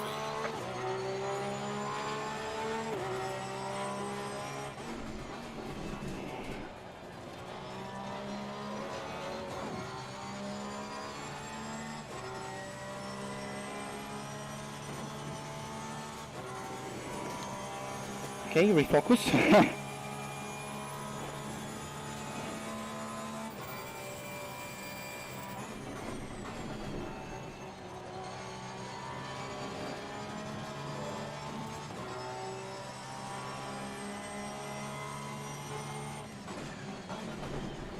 Cut the checkpoint wide.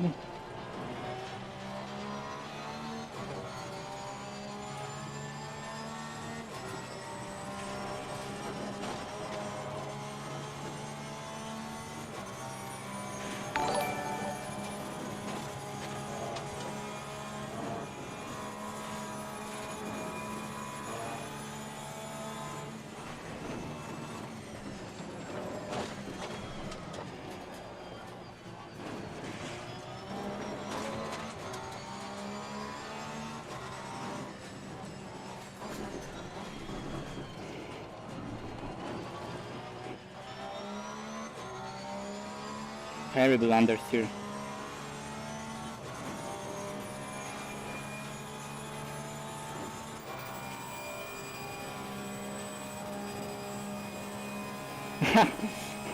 Lol.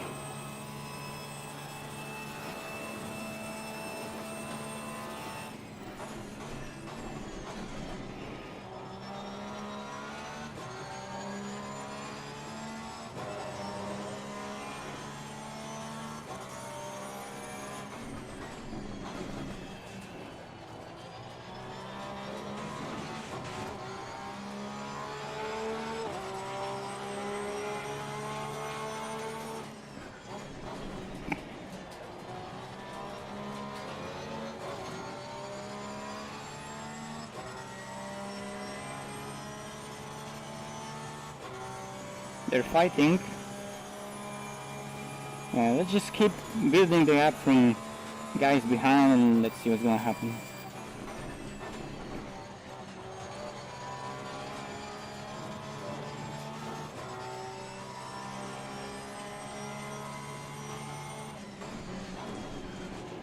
Kalashik went wide again.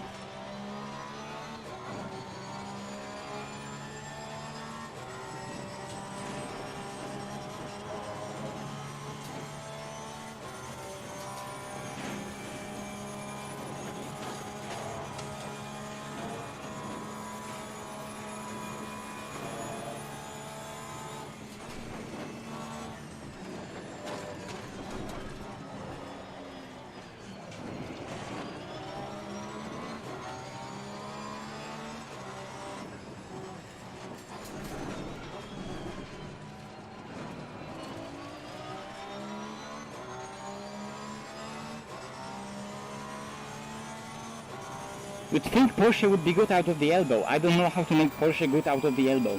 I never can get the good traction, and every car just rockets out of there.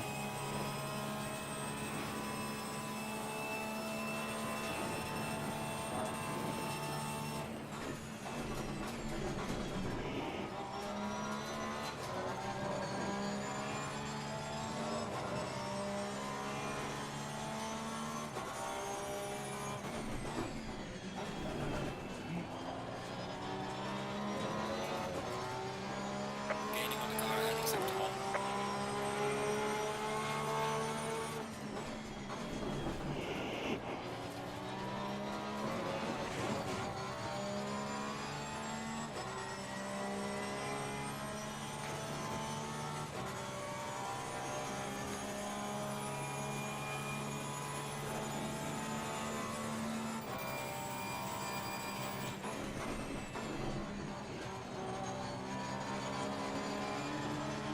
Car on the left. Charger! There's a blind damage on the right of the car.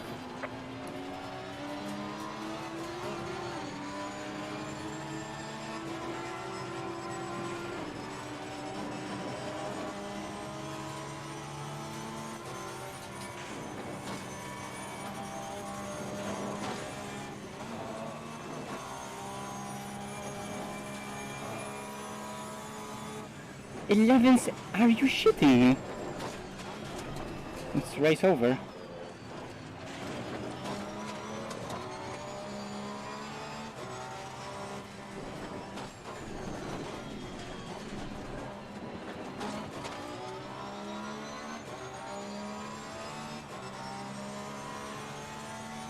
Well, he's saying sorry, he's flashing the light, but let's see how the car's gonna behave, but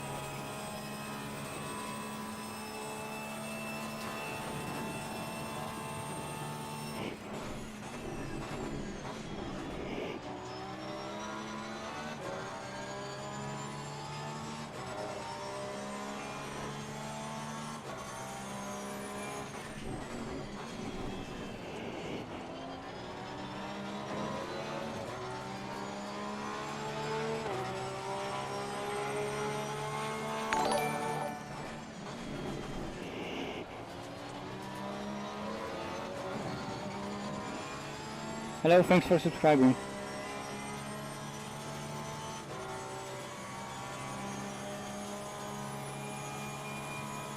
Well, Big Spaghetti, where is he? He just crashed somewhere.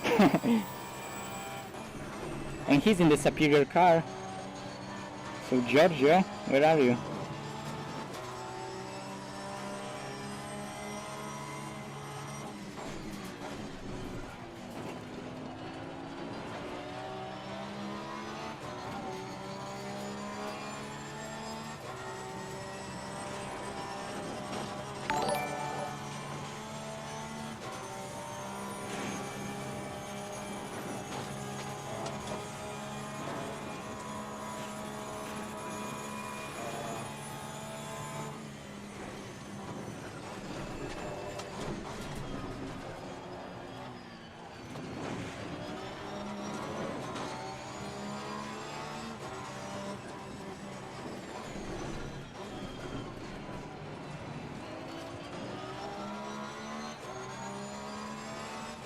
Front end is so unresponsive.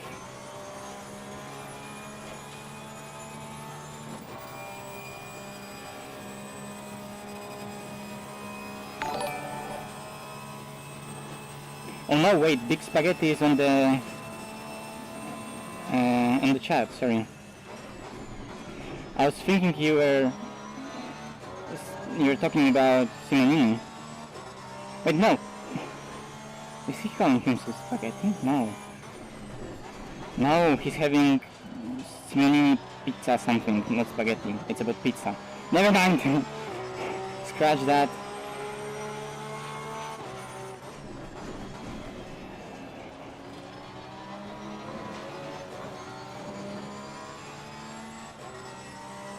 Car is so bad.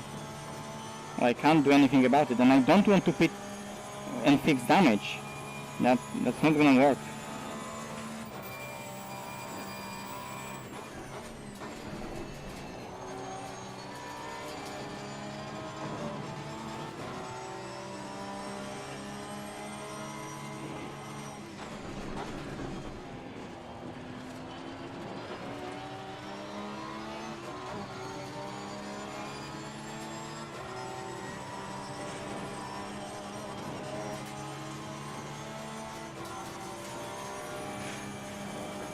I just have really bad understeer. Touch the wall?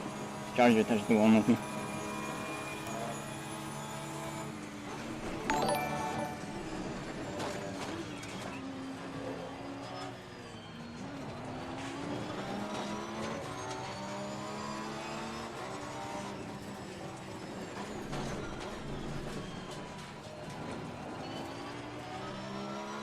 But I just can't do the elbow.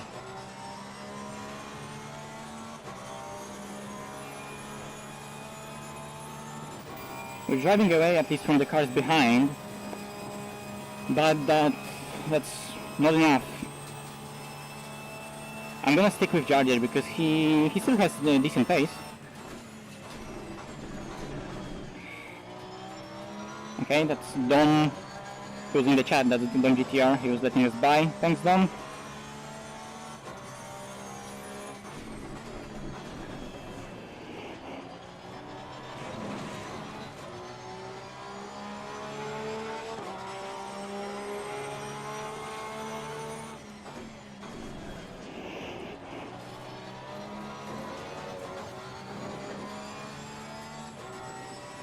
Let's see, slowly, very, very slowly. We're building that gap, but really slowly. I need to keep within Jarger's slipstream so I can build the gap with him.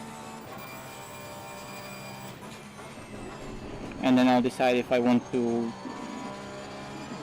fix the damage or not.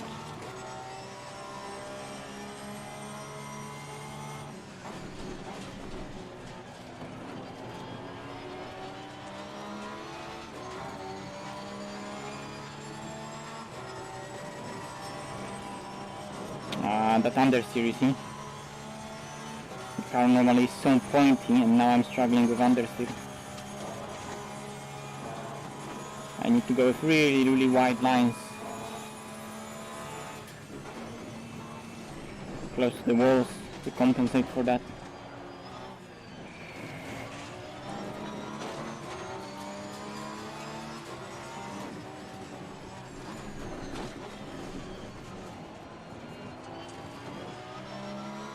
He was so close to the wall, but still getting the better exit.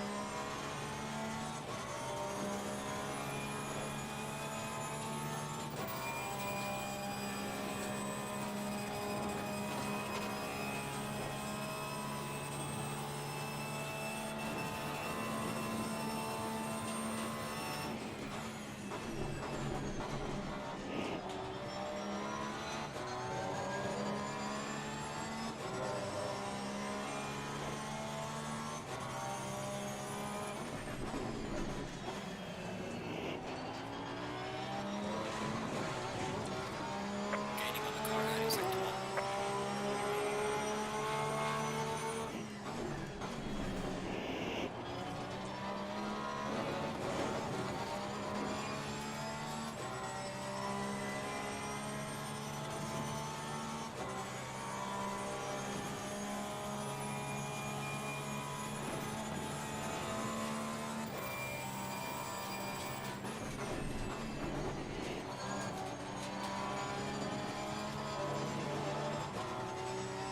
Okay, that was weird. We've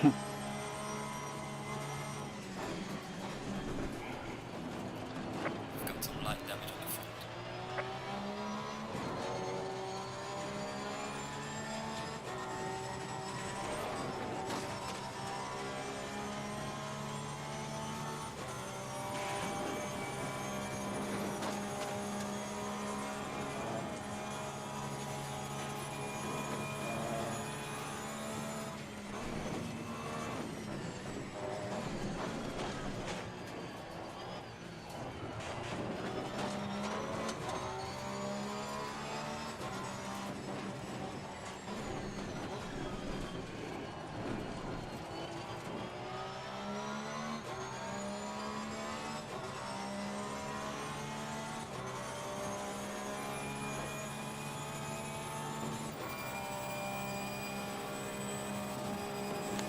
An insult to injury that.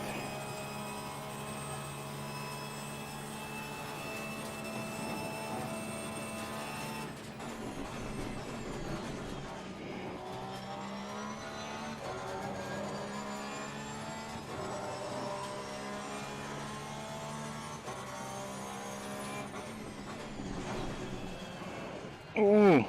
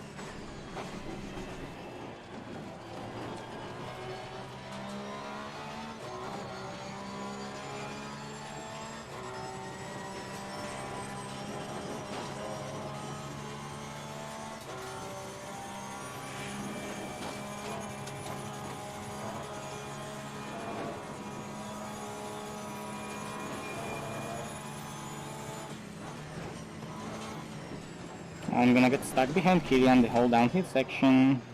Amazing timing.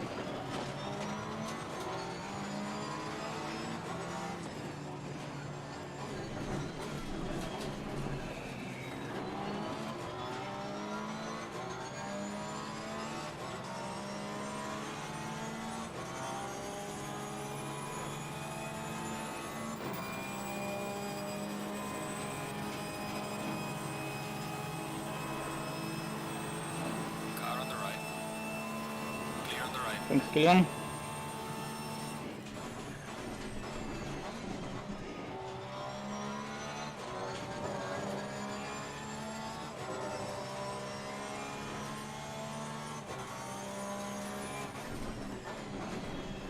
So I don't even really know if that's helping or not.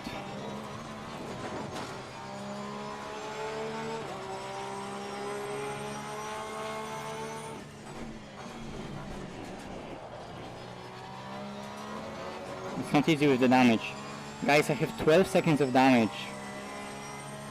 Thanks for subscribing. Nice that you're happy and enjoying the channel. That's what I'm trying to say.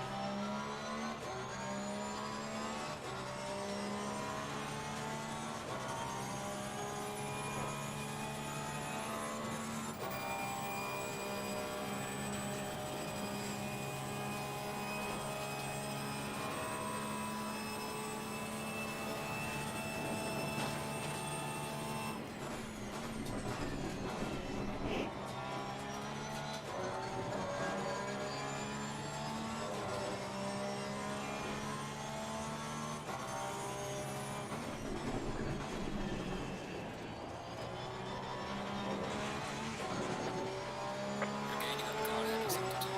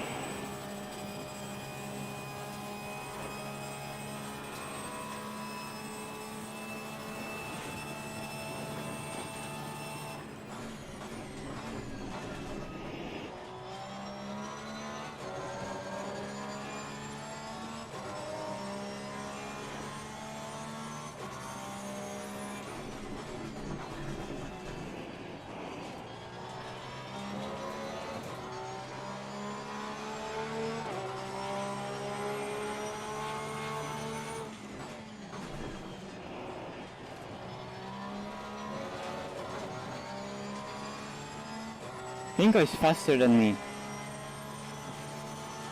That was a bad lap. I need to focus for those 6 laps. I need to focus.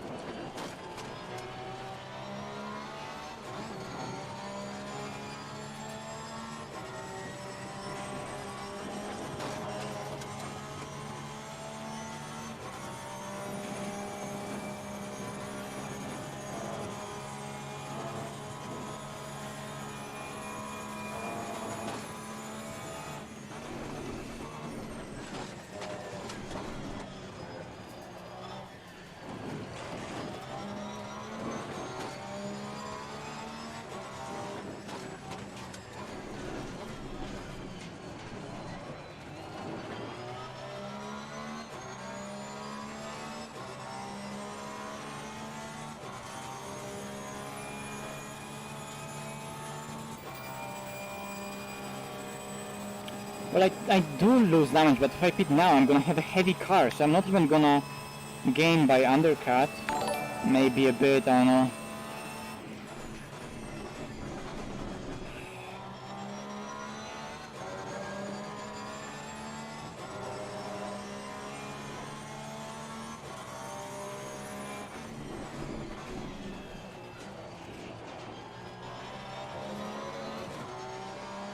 Losing to the car ahead is sector 1.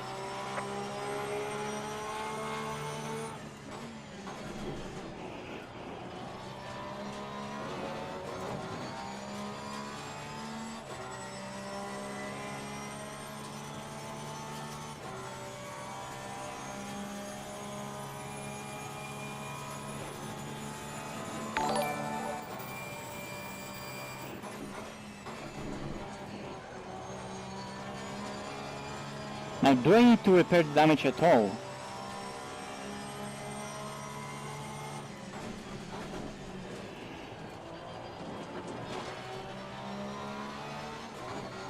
Because if I want to repair damage, I'm not gonna undercut guys in front of me.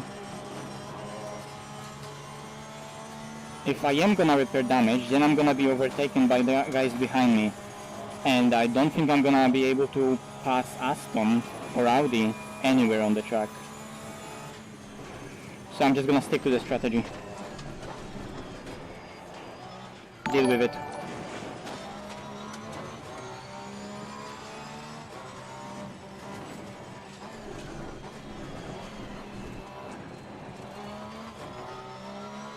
I lose way too much by repairing the damage place-wise on the track. I have 7.5 seconds advantage. I have 7 seconds advantage on the track. If I'm gonna pit now, I'm gonna be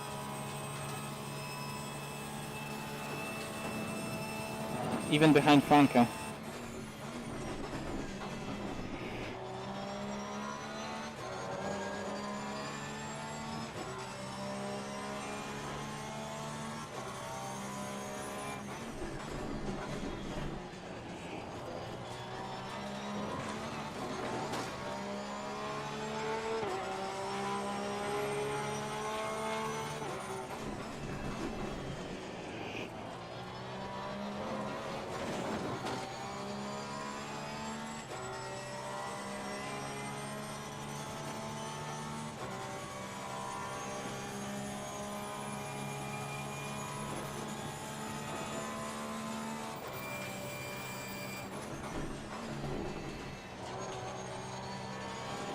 Yellow flag ahead, child in front. Okay, car slow at cutting.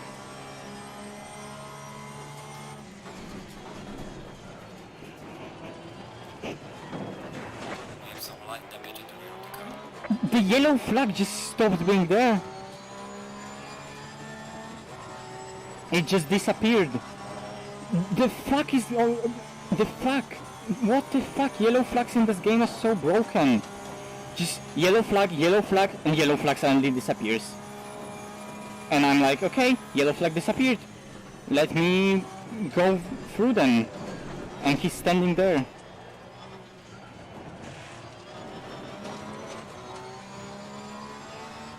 If the yellow flags are in the game and Lumimark is in the game, let them actually work as yellow flags. Because if there's cars standing on the track and there's no yellow flag, what's the point of having yellow flag? 22 seconds of damage. Let's see the pace. But like, that was just so broken.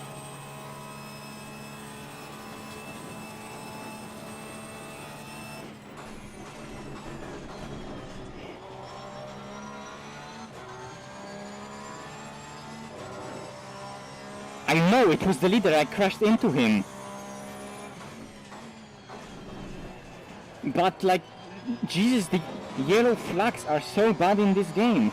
They come on and off when they don't need to.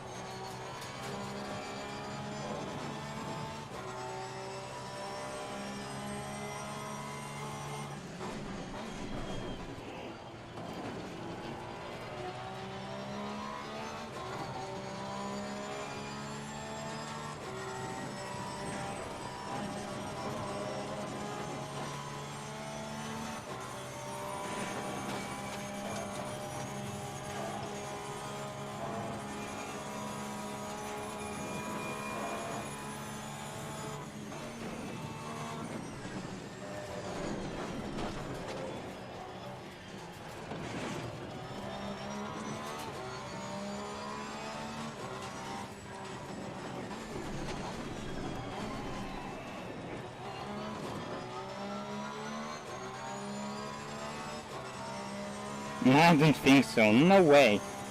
Like, it's not even about cars in front. That's not about cars in front. It's about cars behind. Cars behind are just going for it. They're just going for it. And I don't have a gap behind me. A, to repair damage. B, to even be safe if...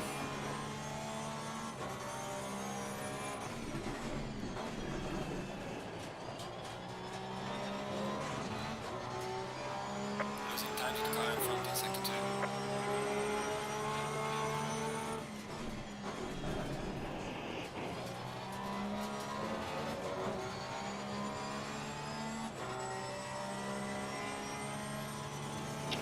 What lap did Tico do? 2012, so he was 4 times faster.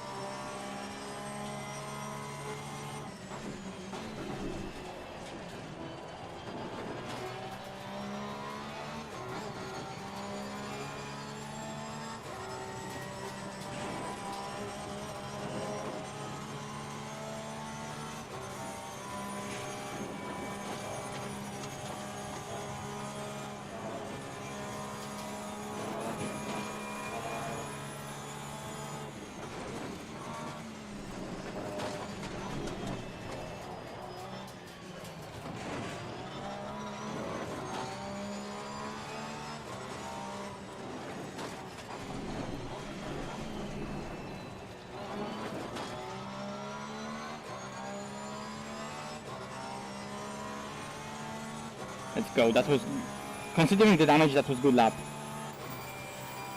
And no pressure on the front. Repair without tires? No.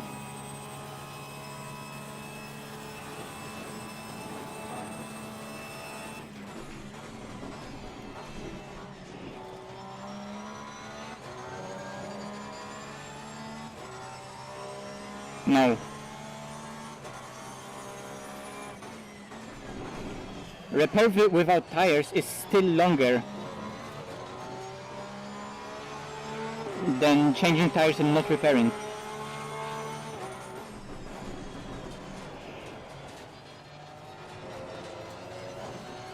And no tires, no repair will be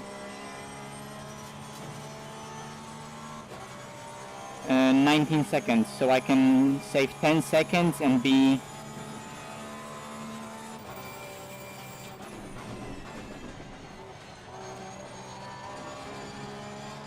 Well, then there's that strategy.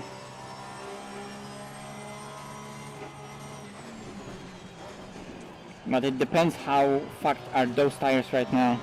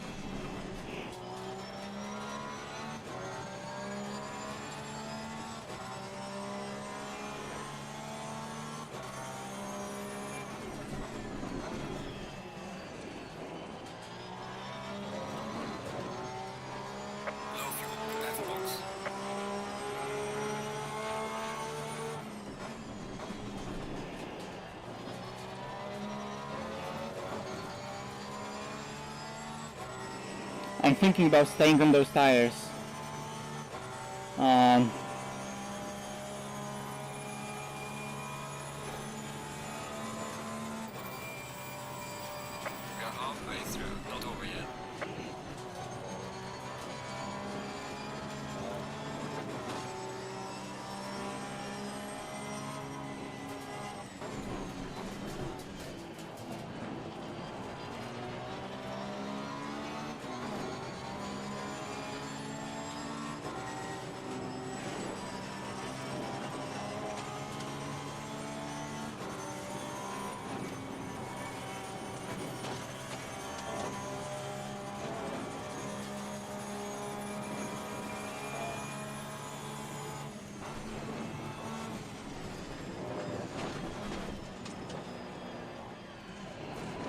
Stuck for entire mountain section behind mark marker.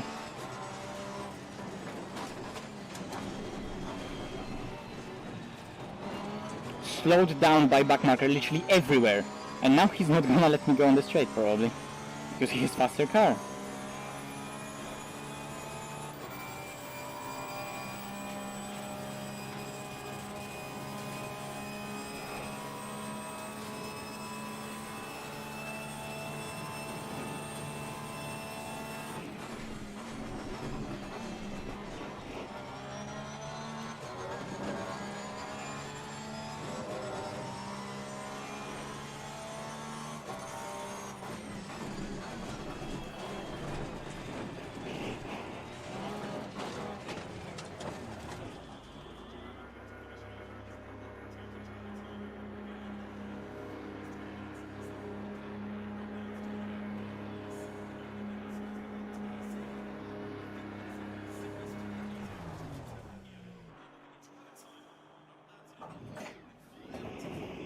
I'm not repairing.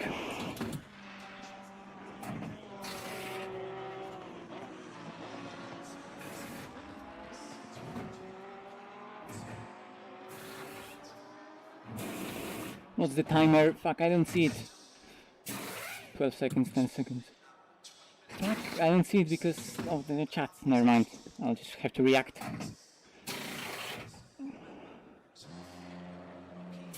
Mandatory stop is now clear. Let's go, go, go, go.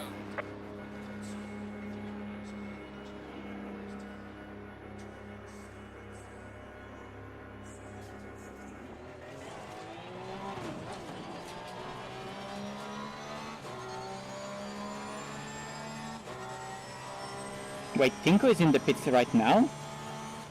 Tinko is out of the pits. Oh, he was in the pits with us. Okay.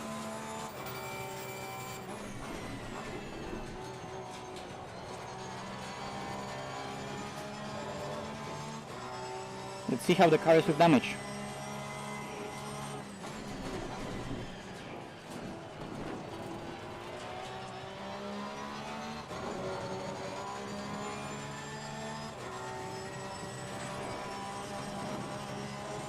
Now is the time when the car is gonna be really, really slow.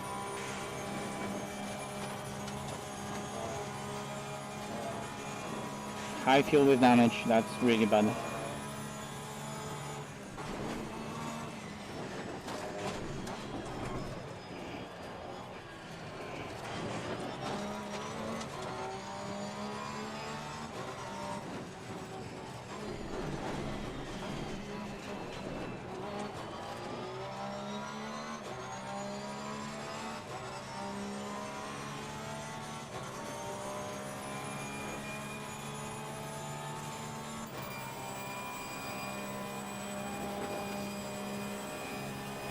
Let's see.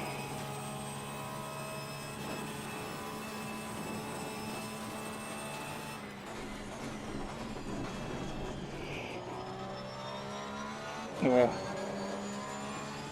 Breaking into there was tough.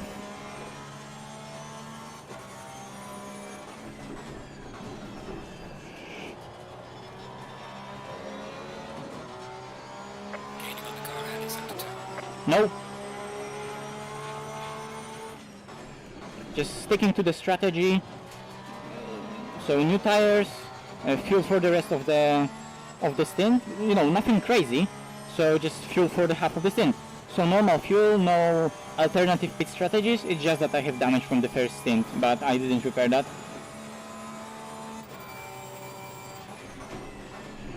We pitted with Tinko on the same lap, and he came out behind me, way more behind me than he was. So he probably lost a bit in the pit stop. Maybe stopped the car in the wrong place or something like that. So he has 11 seconds. He's 11 seconds behind me.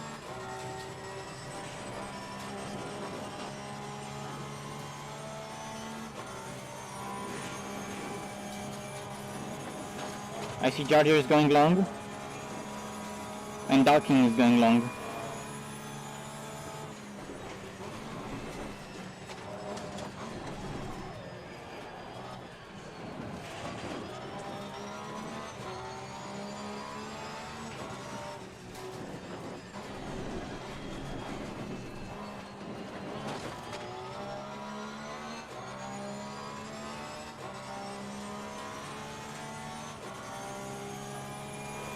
I think it will be a good choice, because the only person that can undercut me in the pits is Dalking. Dalking pitted right now, so that's not really going that long.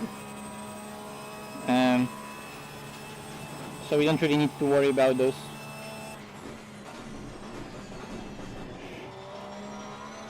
So let's see where Dalking is.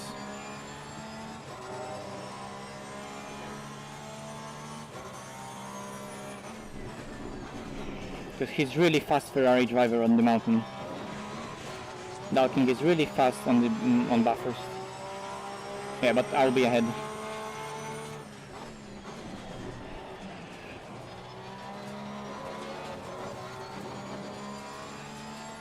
So he did, I think, normal pit stop. Yep, because Tinko also overtook him.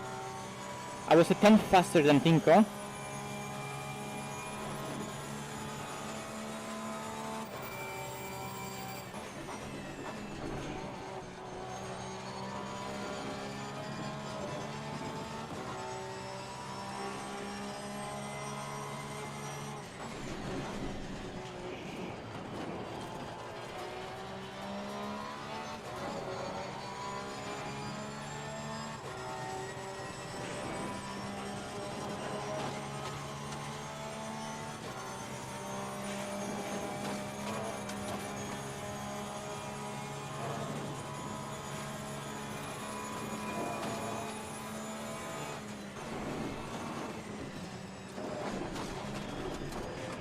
Ooh.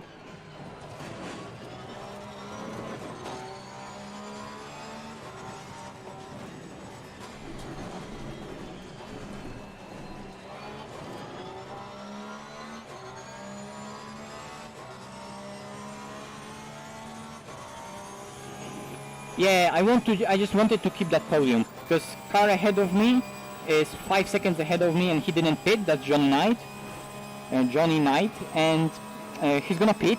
No matter what he does, he's gonna be behind me because he's only 5 seconds ahead.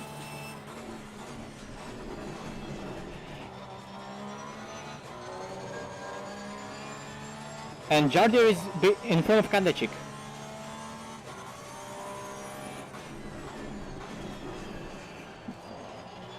So, because overcut on Bathurst is really powerful. So Jardier is leading.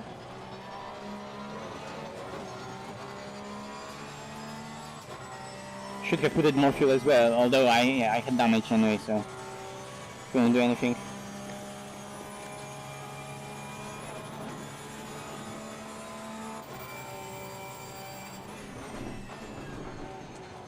Wait, Kadlecik is also only 4 seconds ahead. What happened to him?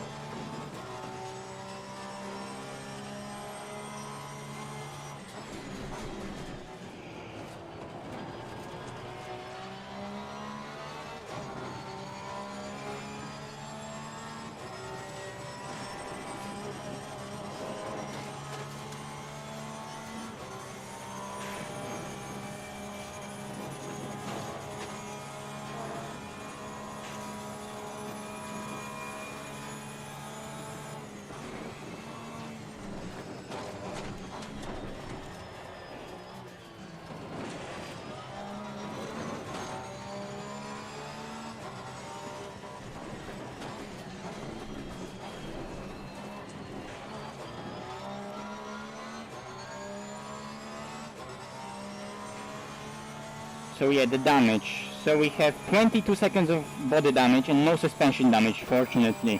All those touches into the wall were from on the corner of the car, so that's really lucky we have no damage. But 22 seconds of body damage, Jesus. How is the car still that good?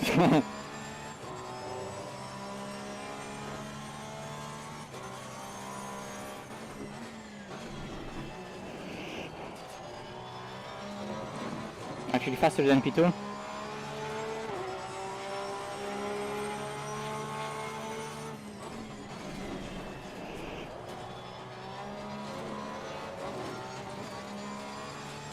Maybe Jardier punted him as well.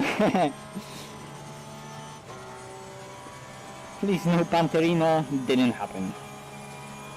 So Tinko is closing, but really slowly. Like maybe a tenth, maybe 2 per lap, if at all.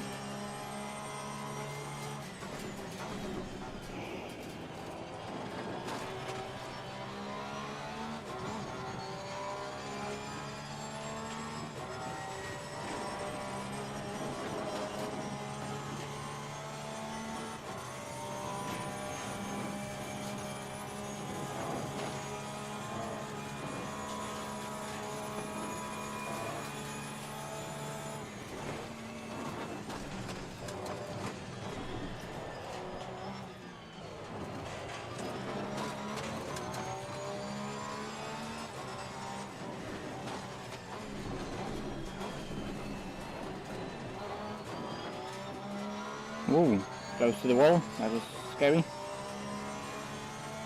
Jordi is flying new tires, lower fuel because he undercut it. This is his race. Apart from the fact that, you know, I got crashed, no, I spun, then he pushed me into the wall a bit, I think. I'll save the replay, by the way. Because it's 90-minute race, so replay is too short to capture it. So I'm gonna... There, replay saved.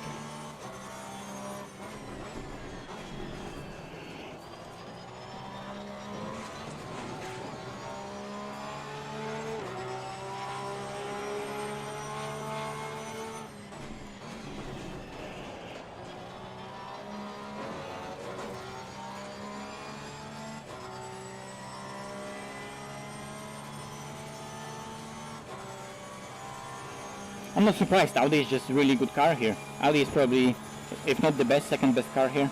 Oh well, third best because there's Honda. Honda is the best. But then Bentley and Audi are both super strong.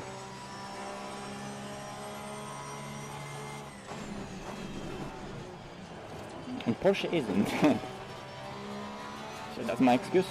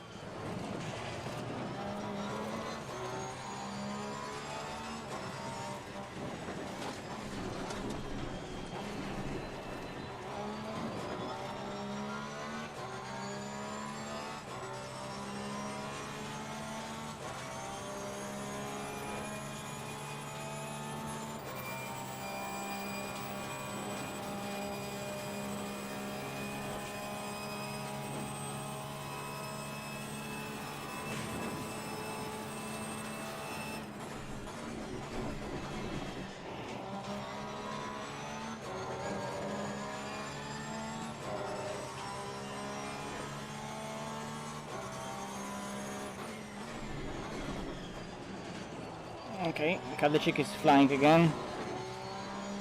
I'm actually catching him, but so slowly.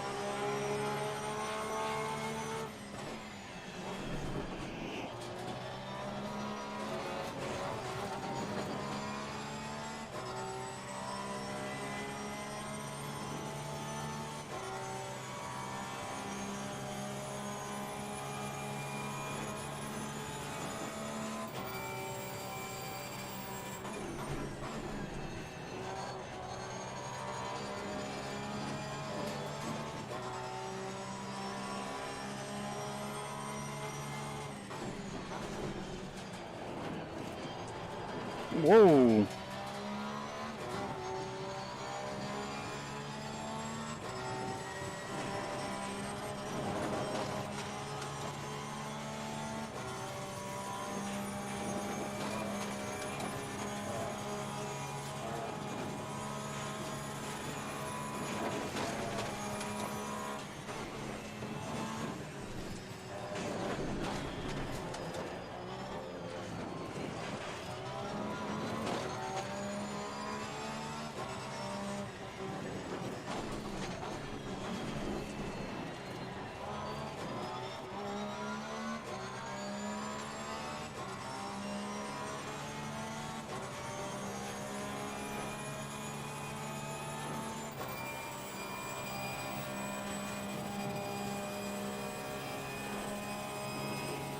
Oh, guys, those messages are just too big to read them while racing. Oh, whoa. That's too much downshifting.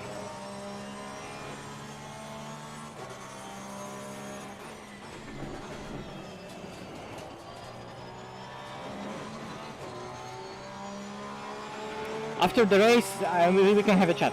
So,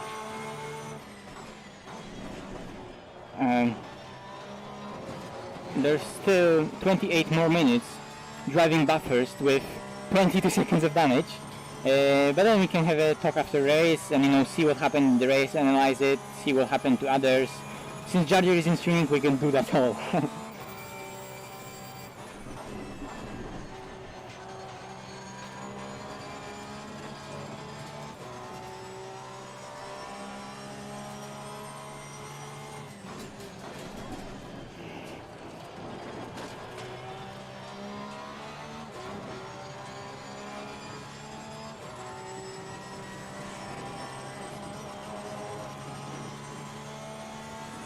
I also just remembered that I need to do emotes for the YouTube channel, so people can use emotes like why or okay. And also we need to make a disappointment and pain emote.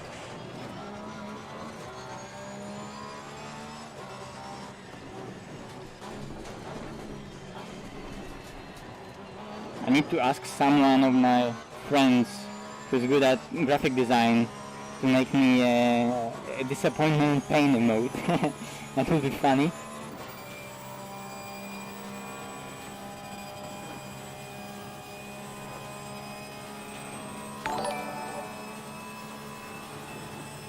Yep, we'll check that out. Thanks for subscribing. I guess that was someone subscribing. I think it was.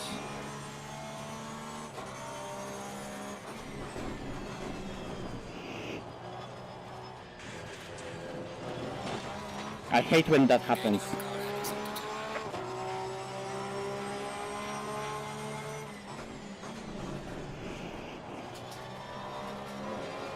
Sometimes just understeered.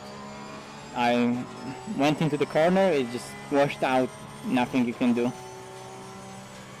Yeah, Tinko is gaining, well, I lost 4 tenths right here, so he gained out those 4 tenths that I just lost.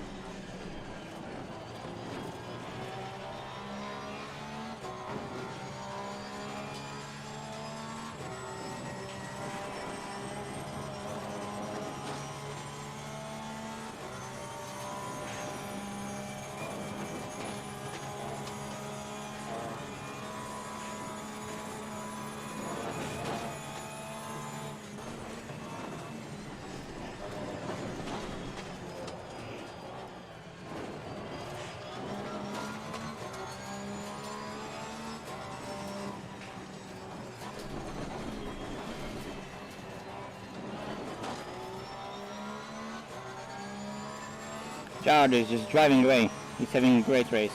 I mean, I have damage, so I'm not surprised he's driving away from me. I'm surprised I'm staying within... well, I'm maintaining the gap to Kadlecik. It's being kept stable at 4.6. It's being kept, or it's just kept. I don't know. I don't know how to English.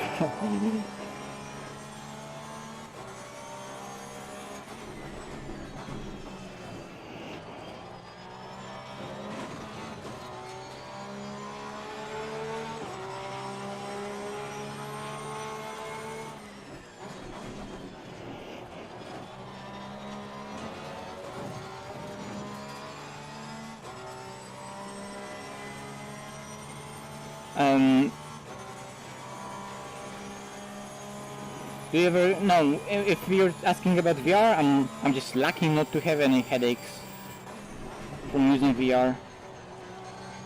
It depends on the person, but I can use VR without any issues. Of course, if it's smooth and stable.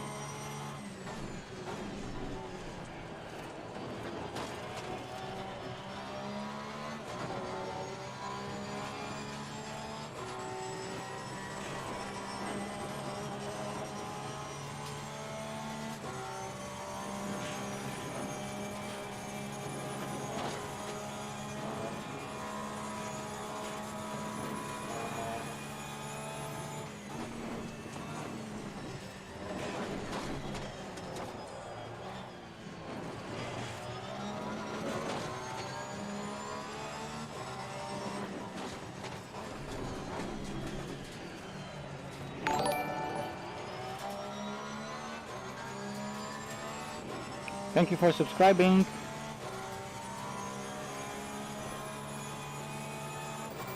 Yeah, I have a lot more damage from the Honda. I did touch the wall there. I had another like 10 seconds of damage from that Honda. So I had 12, and now I have 22. So both that hits cost me loads of damage.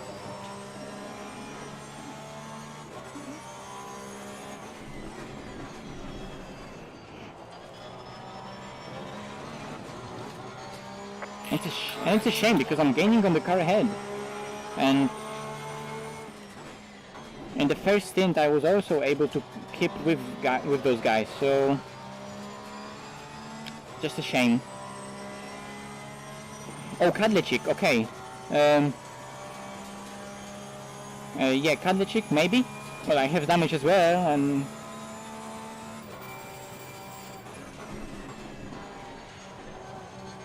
maybe because I'm using splitter 0, I don't know, it doesn't have that much of an effect. I would have to ask someone. Well, I'll ask Aris on his Discord. Not like I can ask Aris himself. I don't have any privileges like that.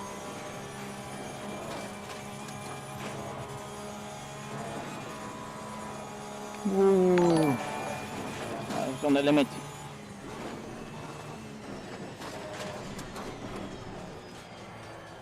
It's really deep.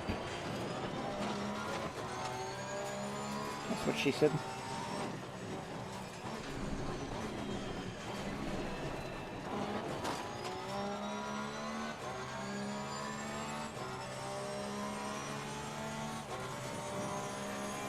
Dalking is onto Franke. He may overtake him on the straight. Macaulay is still behind him, 13 seconds, Jesus. Gaps are so huge.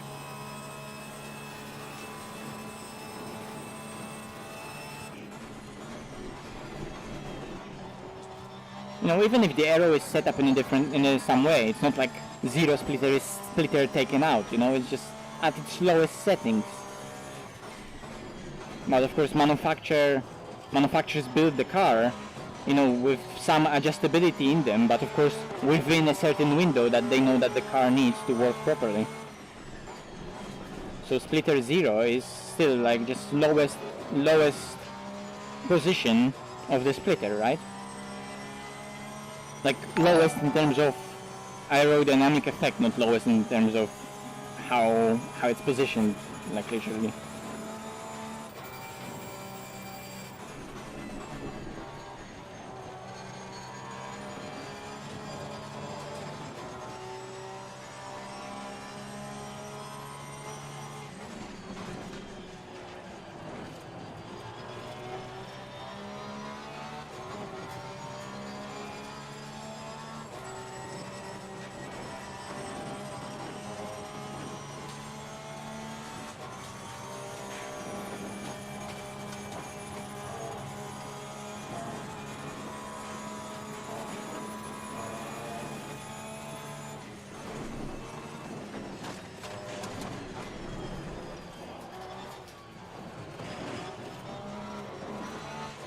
Ooh.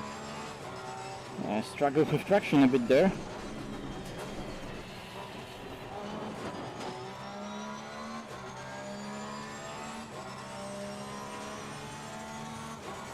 Yes, 18 minutes 45.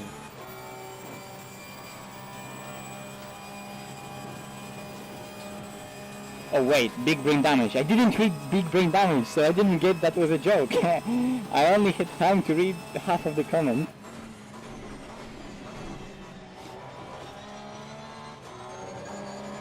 Lol.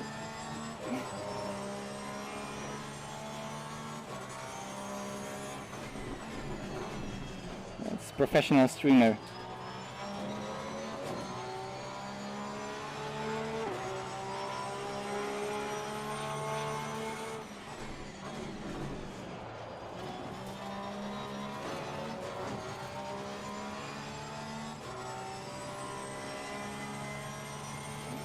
Well, he overcutted Kadlecik, and overcut on buffers is just powerful because cars are fast on low fuel here and tire degradation is low.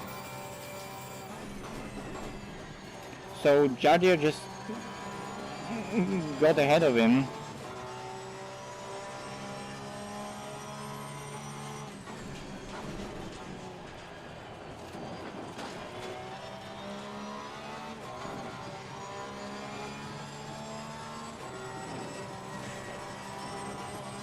So he got away with him with the overcut, just 2 laps or something like that.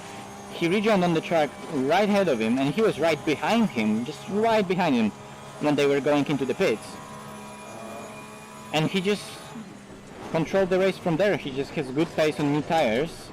And as someone is saying, Kadlecik may also have damage, so that's why Jardir is driving away. I also have damage, so I can't drive at the pace I would normally do. I'm almost sure that the car is like 2 kph slower on the straight. Maybe even 3 kilometers slower on the very end, at the very end of the straight. So, and it understeers on the section on top. So I'm struggling with the damage, but just because the pace was so good, we're still maintaining the gap to the cars behind.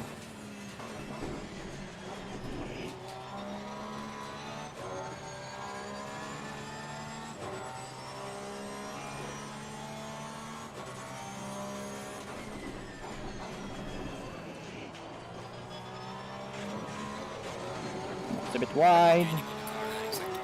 Still gaining.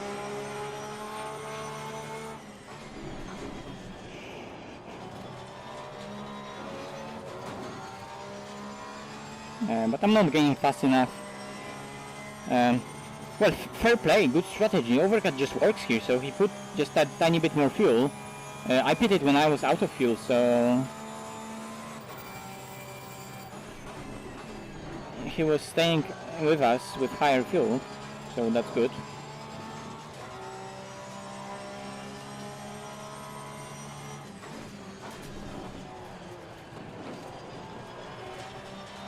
And you know, with Simonini and Joe literally taking themselves out, Jardir is the favor here. Like, he has all the advantages with the Audi here.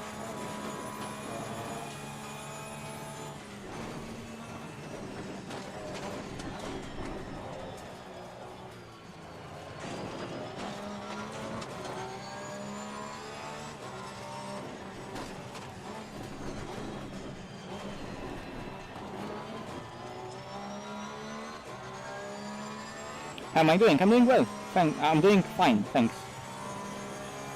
Yes, he's P1. He said he's not streaming, but... well, he's not streaming.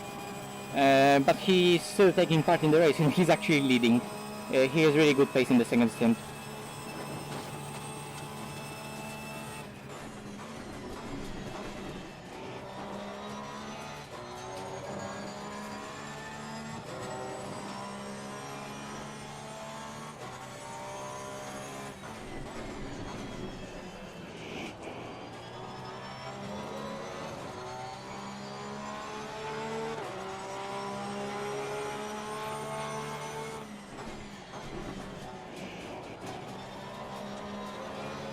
Hello. Someone subscribed, thank you.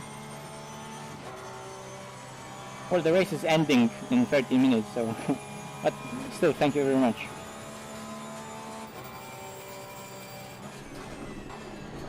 Well, if he's racing, that means that probably it's nothing serious, but yeah, let's hope he's okay.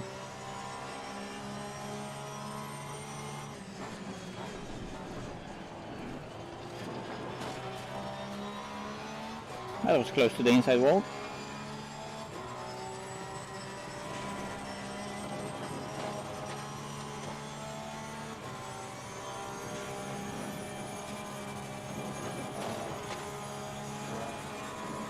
We already had a nice race with Jardier, he punted me into the wall.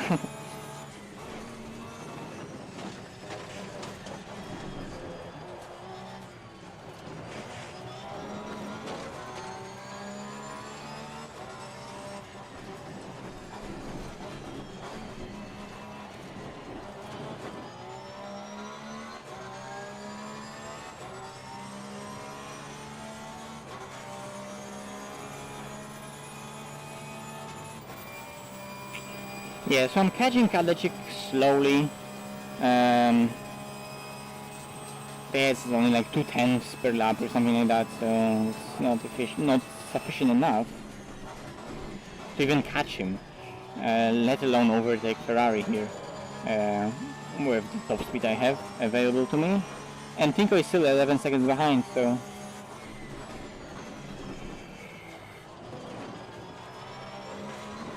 Whoops.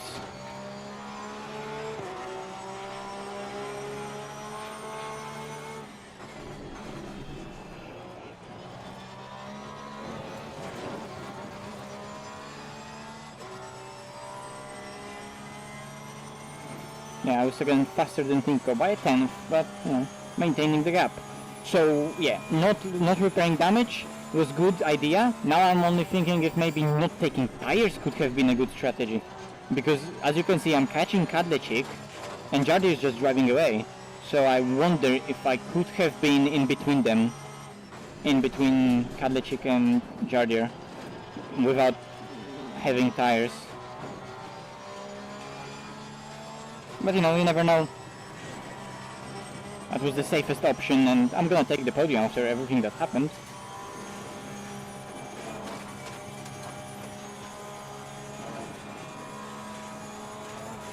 And first, let's see in the replay if the touch that we had with Jardier is what I think it was. So his fault, him going just a tiny bit wide, or maybe it was just 2-into-1 racing incident. It happens. We know that ACC sometimes can be really, let's call it interesting, with the netcode, and cars just being launched after a really small contact, so that's also what could have been the case right there. All my gear is in the description, or if you type in !gear, then you'll see what I'm using. All this stuff with VR, all this stuff with the wheels and pedals. Wait, maybe there's even command for VR itself. I think you can maybe type in !VR as well. Try it out as well.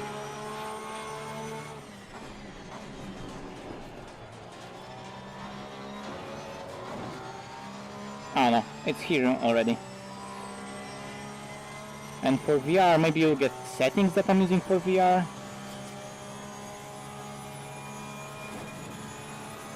Yep.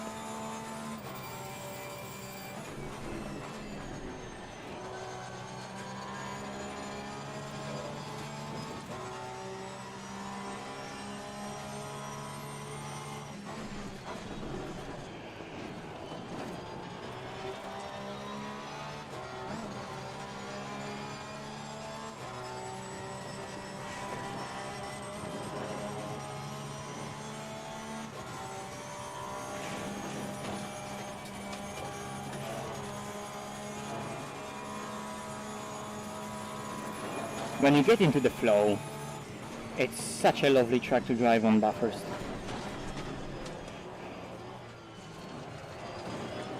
It's just that it takes such a tiny mistake for that flow to just end. and you meet the wall.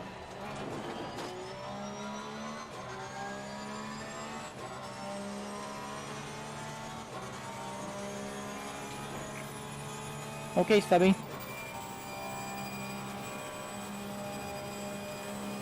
How is VR? Well, it's hard to say, it's VR, like, you need to try it out for it to be explained.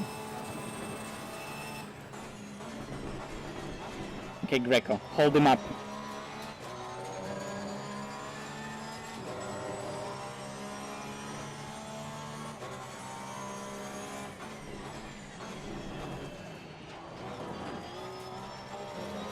Do it for your fellow Polish friend and for your fellow Porsche teammate.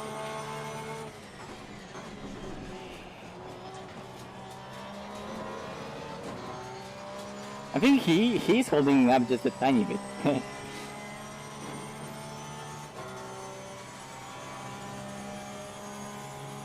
Oh, nice, that's nice.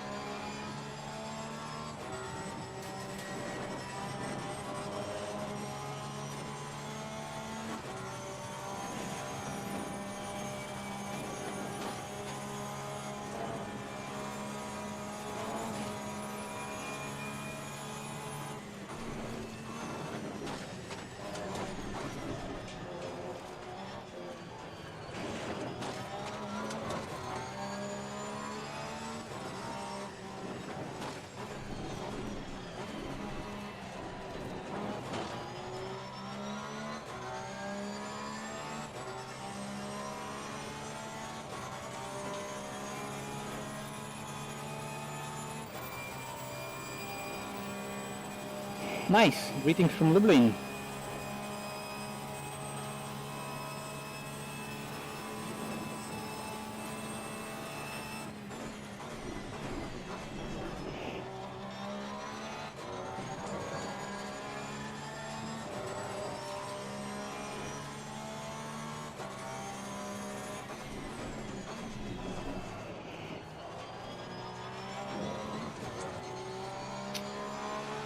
Thanks, Greco. Car on the left.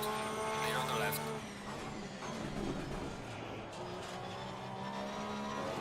And the only other Porsche on the grid is lapped. I think that's a good achievement.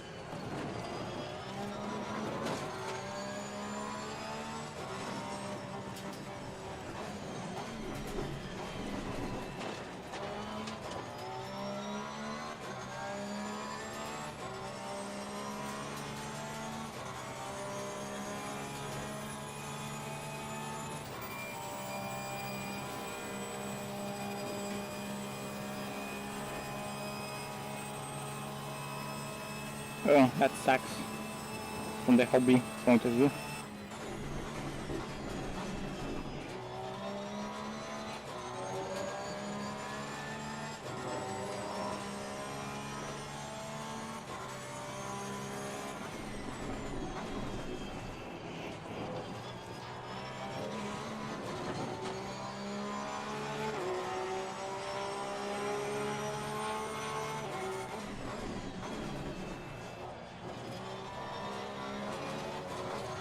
Well, I guess from all the places in the world, that's not that bad. Italy is really a nice country.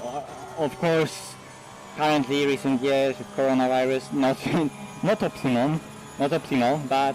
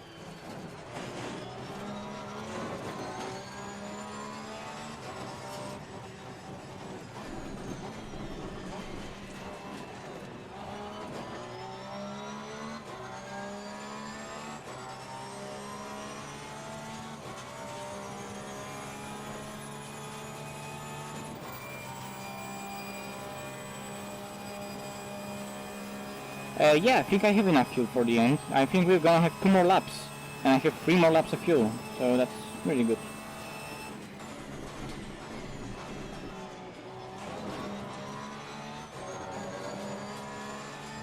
Yeah, so here in Poland we need to wear masks in most public places, but you know, outside in the open, at least now, that was scary, you don't need to wear the mask.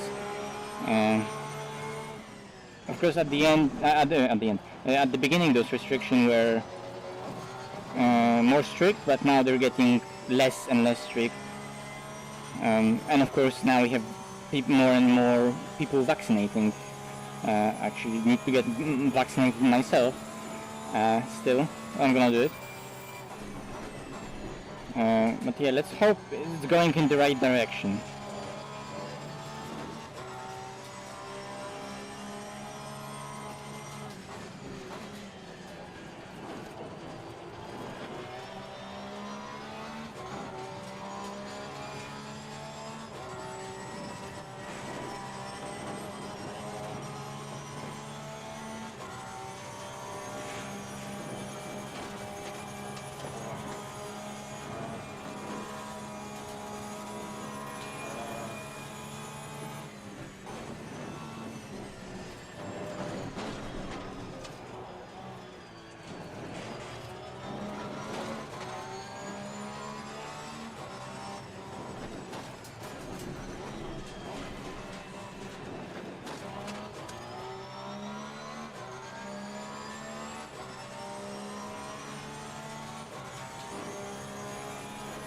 How much time left in the race? The next lap is gonna be the last lap. We have 30 seconds to go, but I think Jardir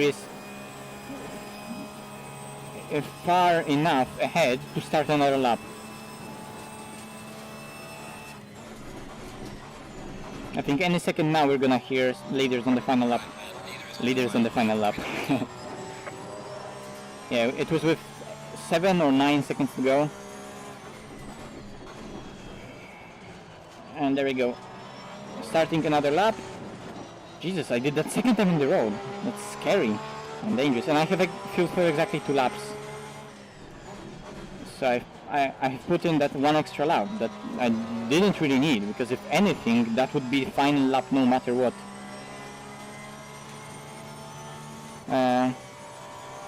So yeah, overfueled by, what, like 4 liters.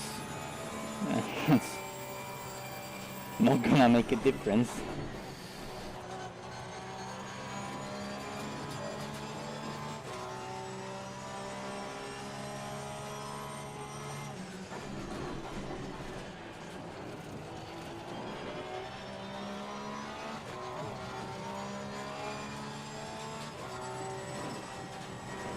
Yeah, okay, I'm gonna just take it easy, not to crash. I lost a lot of time on the beginning of both those laps because of the mistake on that last corner, which was dangerous. Hello, thank you. Just bring it home.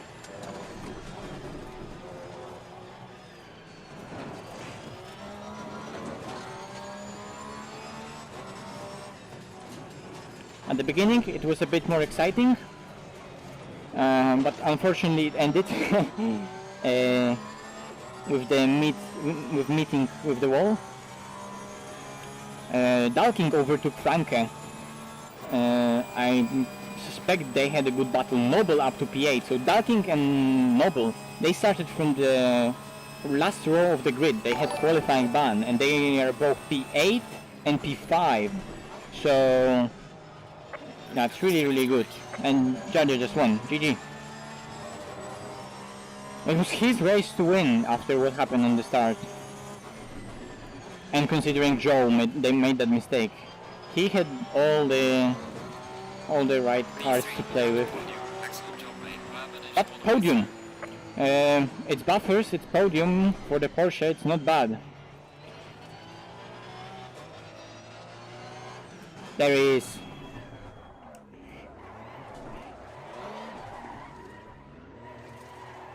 Did he go to the pits already? No, he didn't. Tinko! Don't touch me! I wanted to pump Jardier. Oh, he just went back to the pits. Bugger! Anyway, let's do some donuts. And destroy that liquid moly sign. We don't want that here. Oh yeah. Even more damage. 37 seconds. Okay. I wanted to punch Jardy, but I couldn't do that. Anyway. Save the replay. I'm gonna save the replay. I'm gonna launch the game maybe on the screen so I can go into the replay.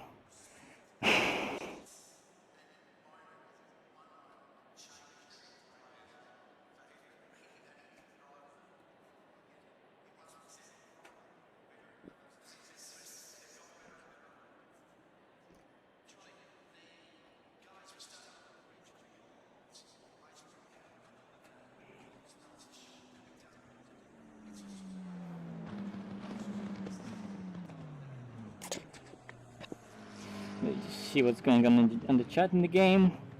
But yeah, I'll take it.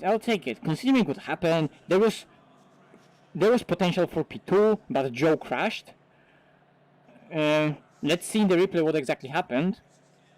I'm not really mad about it, you know, going too wide into the cutting. Like, I was asking for it. Nevertheless, it was, I think, his fault. But let's see in the replay.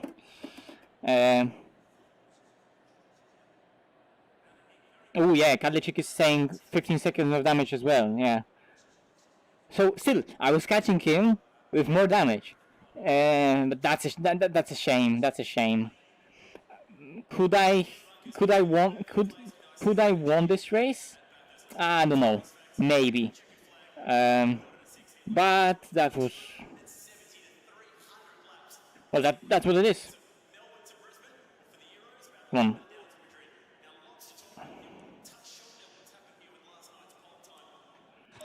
And yeah, like Jario says, 1-2 Czech drivers, both Honzik and Kadlecik. Do I want to save this setup? Yes, I want to save this setup.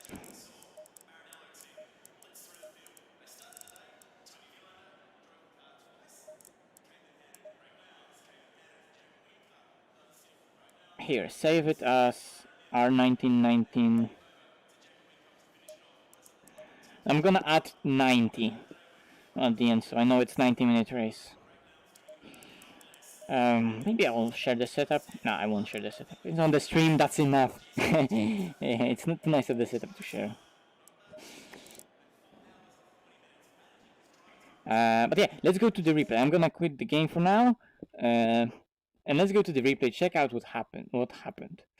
So I'm gonna turn that on.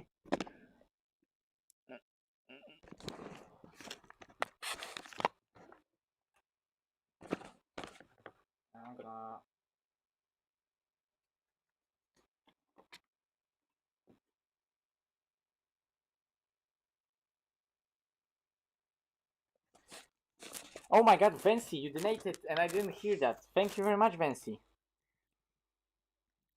Thank you very much.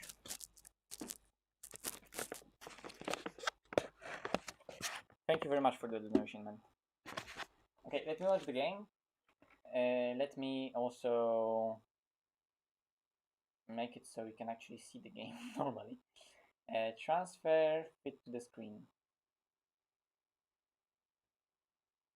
Let's maybe get rid of that. We don't need to see professional idiot on the screen.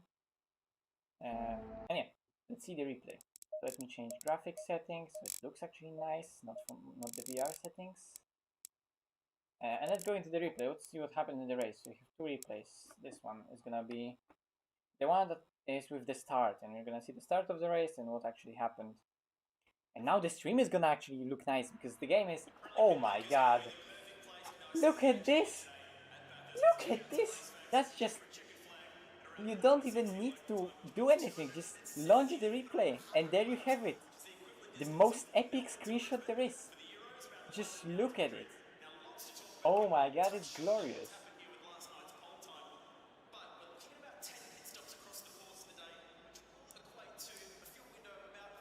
Also, let me get my chat in here on the second screen. But oh my god, look at this game. Look at this game. Look at this. Yeah, look at this game. Look at this screenshot.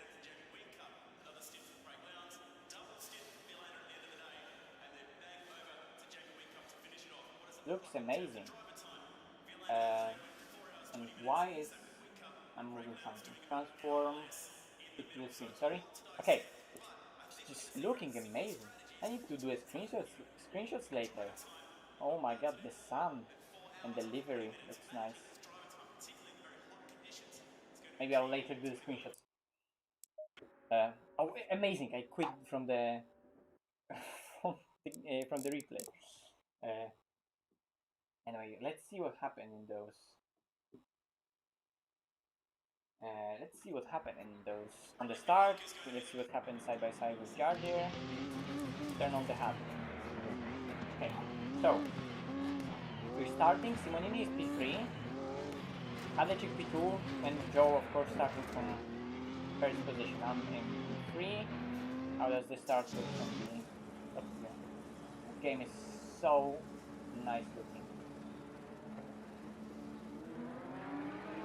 Okay, so here I'm going aggressively to push Simonini outside and to get inside for the first corner. Hadecik goes wide. Oh, this car just jumped. I wonder if he maybe hit the limiter. I want to go with Kadlecik now on board. I want to see if he maybe hit the limiter. So here I just pushed him wide. But he goes wide by himself. Oh yeah, and he was just jumping, trying to change gear. And just couldn't accelerate out of the corner. What happened later then?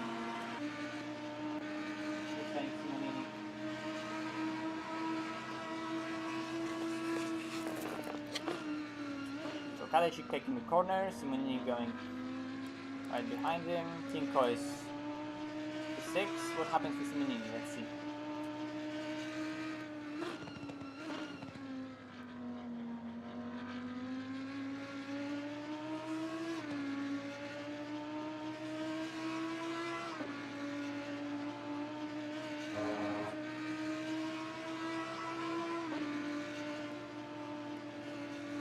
Oh yeah, he's so close to Jared. Oh my god. Ooh. Oh. Ooh. He caught it though. He didn't.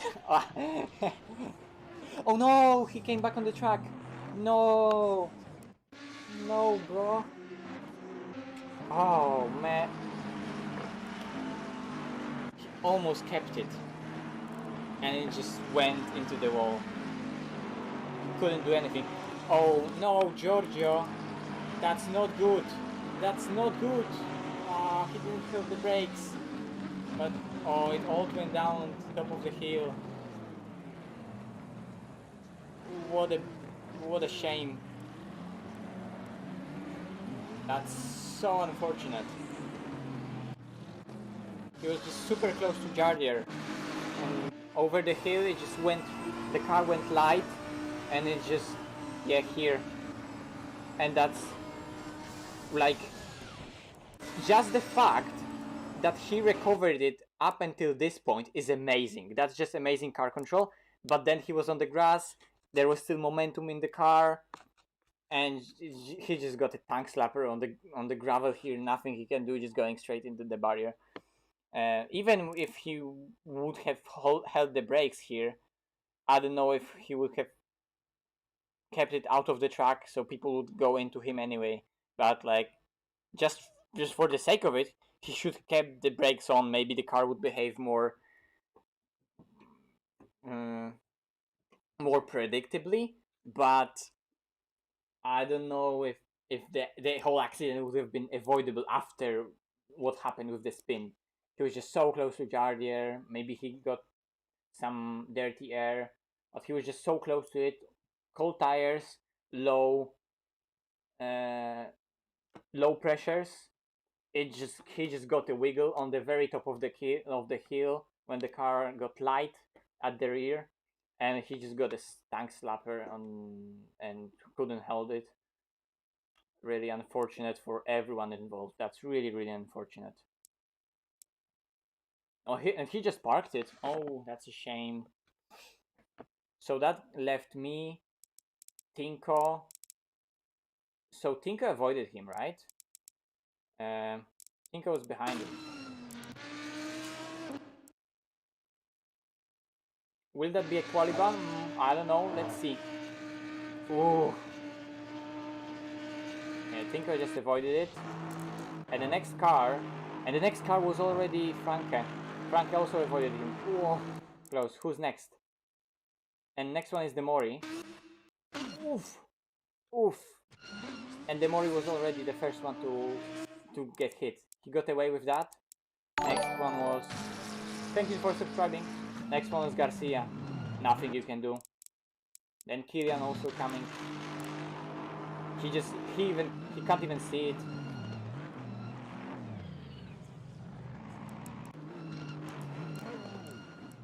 Then Mesa, probably you can see they don't even see it coming. Suddenly Audi coming onto the track. And nothing you can do. What happened to Shins? Yeah, you can just see everyone braking at that point, but yeah, it's just mayhem. Okay, so that was the start. Really unfortunate for the drivers involved. Let's see how were the other laps. So there wasn't anything major happening in between us. It was just, look how fast was Ferrari in the straight. How he's closing on me. Jesus. 284, and he needs to slow down because I'm whole 10 kph faster. At the end of the straight he would be even faster. That's such a speed difference. But then I got a good lap in without a slipstream, still 283, while I was doing 274, 275, you see, and later I was doing 272. That's whole 3 kph on the straight. That's so much time lost because of that damage, and even more in the corners. So that damage really costed me a lot. Shame. Shit happens. Then I made that mistake. Where was it? It was here at the end of lap 7. Car just snapped and I locked the brakes. So that was actually my mistake. Rather than counter steering and maybe locking the brakes, I kept the brakes and the ABS kept the car rotating. Take a look at it. So I go into the corner, it washes out wide, I go on the throttle and here it snaps and I hit the brakes and it goes into the wall even further. Hello, thank you. So here it's already rotating on the throttle. On the grass it just makes it even worse. And here I go on the brakes and you can see now when I go off the brakes and when the car goes off the curb, that just kept the rotation. So then I'm like, oh fuck, please don't. And I need to slow down so much to even avoid it. So that was so close to keeping it out of the wall. Oh, that was so unfortunate. Oh, that was so close to the wall. Woo! Yeah, yeah, so that was unfortunate. Then I was behind them. They kept fighting. They had a nice fight in between them. So Jardir was on him. Kaldachik did this mistake twice into the cutting. He went wide into the cutting twice. Jardir, that's a bit of an inconsistency. You're driving with Jardir community livery, but your team is Yas Hit, but it's not Yas Hit livery. Wrong livery.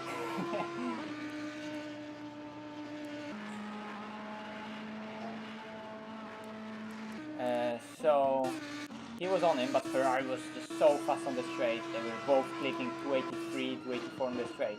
But Ferrari is just flying, low drag. And here Kadechik went wide. They weren't too wide into that corner, into Mary's hairpin, or Mary's corner. That's how it's called. Yeah, just running wide, hard racing. And then Jardir, I think, went wide here. No, they just kept behind him. And here Kadechik went wide again on the cutting, again wide, and they're again bumper to bumper on the top of the hill. Although Ferrari is extending the lead, it just sticks on the top with that arrow, even though it was low arrow setting for Kadechik. I'm almost sure to click those speeds on the straight. He for sure had low wing, but then just good exit, and that and he's still getting away, trying to get out of slipstream, and again clicking 284 on the straight so fast. Why do I have Polish name and surname? Because I'm Polish. I'm actually Polish. It's just that I'm streaming in English because most people that are watching are probably English. But I'm Polish. I live in Poland, so and I even have Polish flag. So I'm a Polish person, normal Polish person, as normal as it gets. Whatever it means being normal Polish person. Thank you for subscribing. And here Jardir had a good run on him. Ooh, he actually missed the braking, and then there's an incident. Okay, moment of truth. Was it my fault? Also, I was quite far behind, and I was like, yep, I'm gonna take the inside. Boom, good line early on the throttle. And let's see what happened here. Oh, he was nowhere near the inside wall. Come on, Jardir, you're better than this. And there was a slight touch, just slight touch, and I just got sent outside. Oh no, man. Look, first we had the touch on the front, and then we had the touch on the back, and that sent me to the outside. Not only understeer, but oversteer, and then just bang into the wall. Oof. That was tough. Oh, that was a hard hit.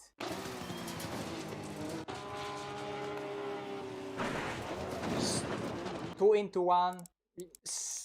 Small racing incident, but like it was most of it was on him. Like he had way more room to play with here. I just gave him right enough room, and I was expecting Jardir to just go for a normal line. I wasn't expecting him to go that wide. That's not typical of him. But shit happens. That's more of a racing incident. But he could have done better. Not to punt me into the wall. He was like in that corner. He's anyway in much safer spot, being on the inside. It's me that I'm putting myself into a vulnerable spot by trying to be on the outside. But that's still, it's not 100% on him. It's more of a racing incident 2 into 1. But still, it was mostly him that could have avoided that by just taking the corner tighter with normal line, not going wide. Shit happens, and then unfortunately I just got pushed wide so much into the wall.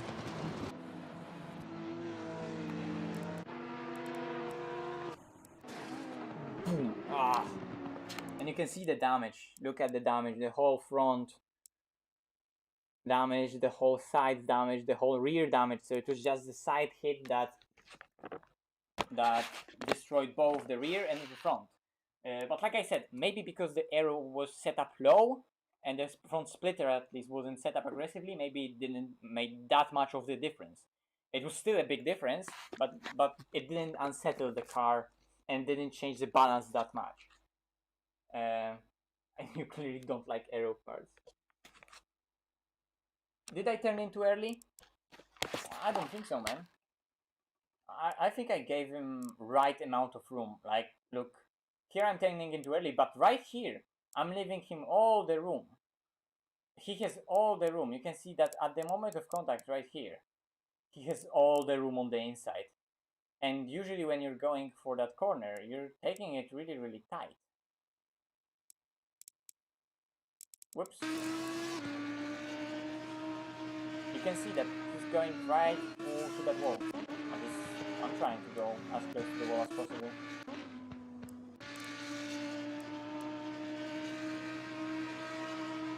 Well, okay, he's not that close to that wall, but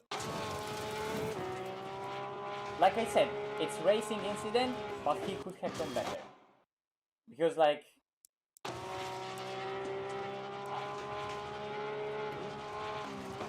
I don't know, like, don't get me wrong, it's not 100%, again, it's not 100% of him. In my opinion, he could done more to keep to the inside a bit more, considering how I was trying to push him to the outside as much as possible, not totally, not being like totally on the very, very outside, you know? What was the lap? Was this the lap? Was this the lap?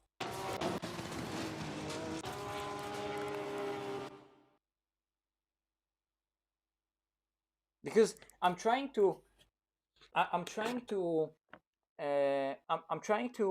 keep to the inside as much, because I have to pin him to the apex, and I have to trust him that he's gonna also go tight, because if I don't, I'm gonna go on this part of the road that's dirty. I'm gonna go off camber. I want to keep inside tires at least in the camber of the road to be able to keep it around the outside. And I've done some moves on the in cutting where you can actually hold it on the outside. But it's really difficult to go for moves like that. So like I said, I was almost asking for it to happen, and it's more like that racing incident 2-into-1.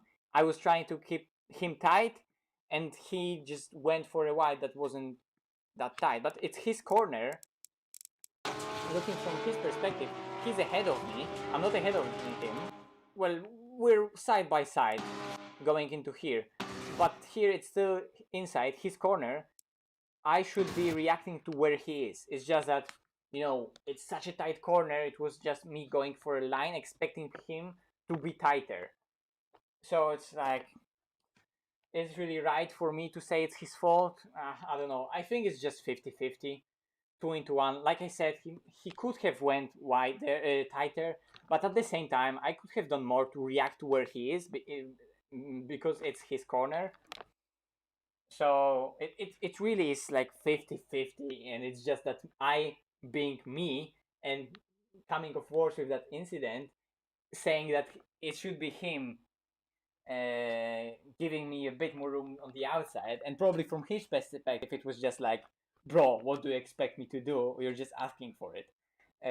So I think it's just that case of really dangerous corner and just two drivers failing to go side by side cleanly. And also, you know, contact physics didn't help, because the touch that we had wasn't much. We didn't touch that much, but it was on the limit, and yeah, as you can see, like, we almost didn't touch in real life. Like, bodywork would just squished a bit, bend a bit, and nothing would happen, and my car just snapped. My car just snapped and went to the outside. Just boom! Just went, got launched to the outside. So it's a bit on the contact physics as well, and yeah, I'm not mad at him. It just happens. If someone would be on my outside, I would probably also try to push him as wide as possible, so he doesn't get that camber and he can't stick it in the outside. Totally understandable. He's on the outside, it's his corner. Shit happens.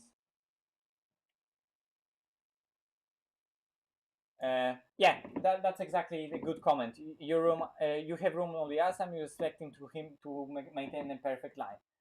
I mean, Jardier does that himself. When he's on the outside, he's also leaving you the room on the inside to go for a perfect line. He's the same, but it's not gonna work. So yeah, I was just asking for it. I still finished P3. You're wrong, Sergio. I finished on the podium. I finished P3. So I'll still take it because Joe crashed. That is still 12 seconds of damage, loads of damage. But yeah, let's move forward to see what happened to Joe.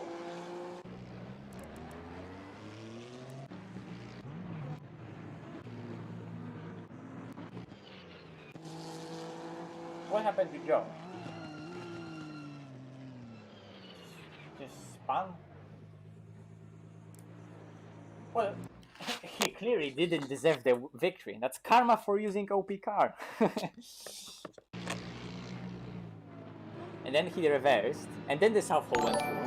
Then Kadlecik went through, then Jardier went through, then he moved! And because he moved, the yellow flag disappeared because he moved, and the yellow flag disappeared, and I was like, oh, there's no yellow flag, I'll just go for a line. I just went into him.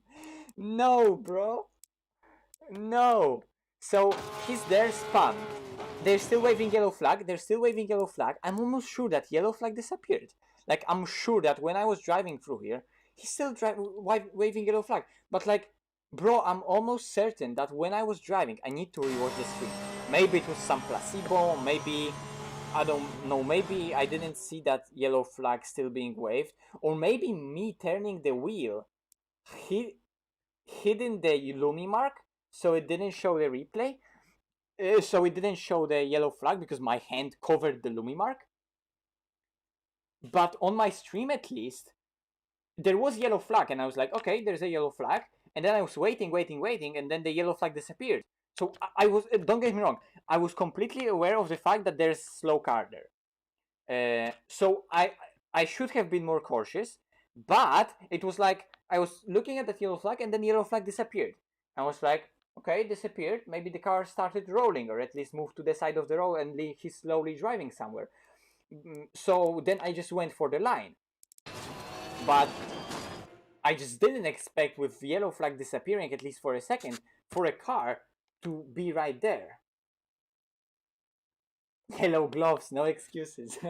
yellow gloves, yellow car, everything is yellow. But like, bro. Also, Joe, how on earth were you... Oh my god, Oh yeah, so he spun in a way that he couldn't even recover it because he spun so much. He was almost pointing to in the wrong way. So full lock to the one side, full lock to the right.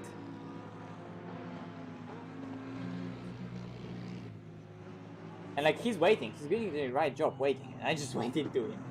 I just wonder if him moving to the front there disabled the yellow flag or something. I don't know, maybe that yellow flag was there and I'm just stupid. That's also something that could have happened. But that was another 10 seconds of damage. That's just me being stupid. Look at it. Look at it. And it's like, bro. And I almost didn't touch him. I almost avoided him. Oh fuck. But into the wall. And then I clip him. Wait, did I clip him in the front, with the front? Well, yeah, I clip him with the side of the car, but then I go again with that side of the car into that wall. Ah, oof.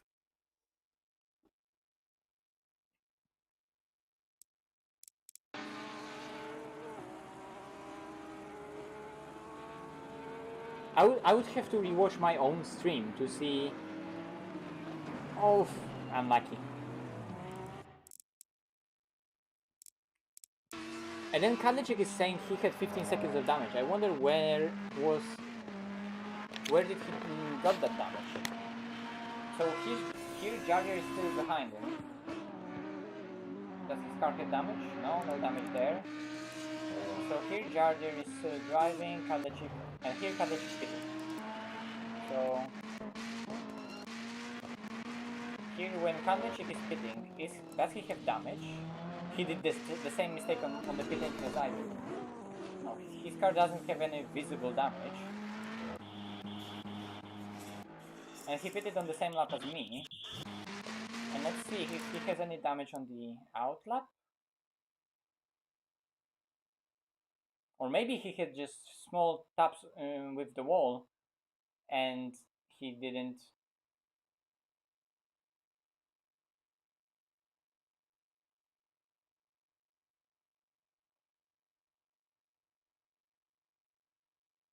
He hit the wall hard. Me or him? Yeah, I got so lucky without suspension damage. So lucky. And there's Jardier. So Jardier did that 2 laps overcut and he came out ahead. So you can see that here at the beginning of the lap, he's going out of the pits and Kalechik is here with good pit stop. So that's overcut for you. Oh, me, okay. Yeah, that was a hard hit, so no damage. That's really lucky. Whoops, wrong button. But did he got damage later? Because he was ahead of the Aston. And now he should have no damage catching Jardier. He had to make I'm almost sure he made a mistake.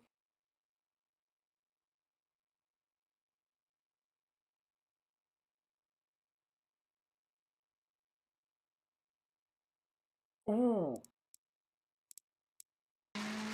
There it is. And it snaps. Ooh. That's a hard clear.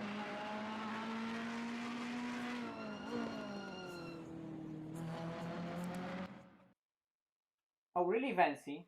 You went back on the stream, yeah. Like I'm telling you, that yellow flag disappeared, and I was like, okay, it disappeared, so I guess it's cleared. I mean, it was there for like 10 seconds, so I was like, okay, maybe someone got going again.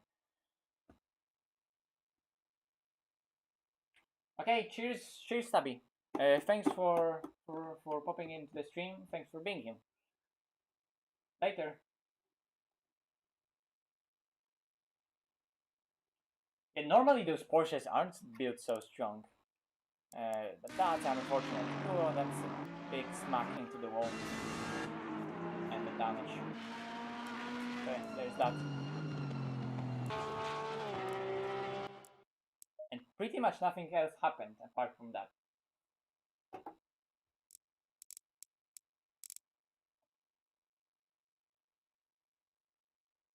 Cheers, cheers, Stubby. Bye bye.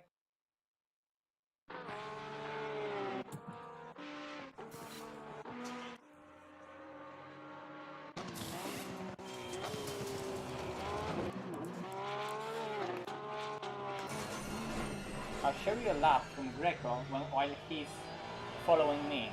Did Greco have any damage? No, he didn't have any damage. He was just slow Porsche driver. Shame Greco. So he lets me go. Look at that Porsche go. Boom. Really good apex. Look at that exit.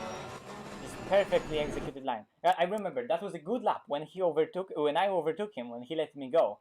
I had really good first and second sector, even with damage. So look, it's just nice because it's now in the replay. Now my car is my car. So how it's recorded in the replay is like not filtered by any net code.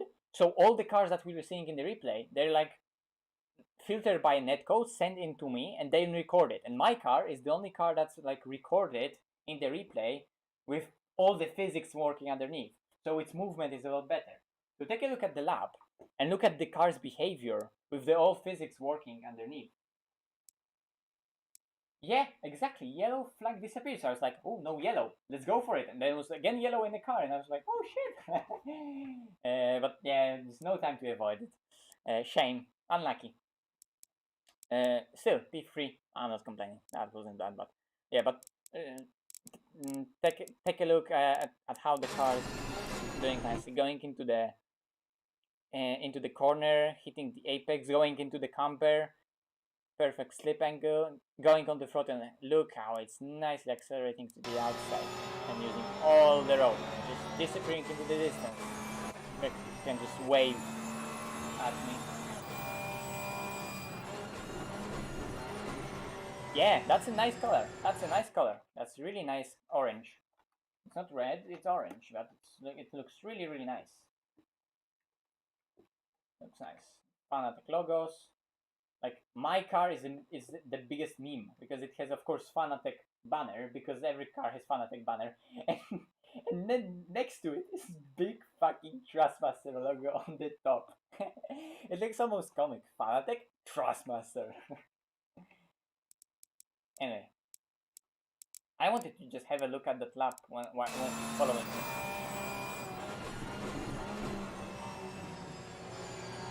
Into the camber of the road and then just accelerating towards the wall nicely. Using all the road into the cutting fast, braking from the outside. You can see how different lines I'm taking. Greco is just scared of the walls, and I'm just going at it, breaking the straight line, going into the camber of the road, kissing the wall, accelerating early.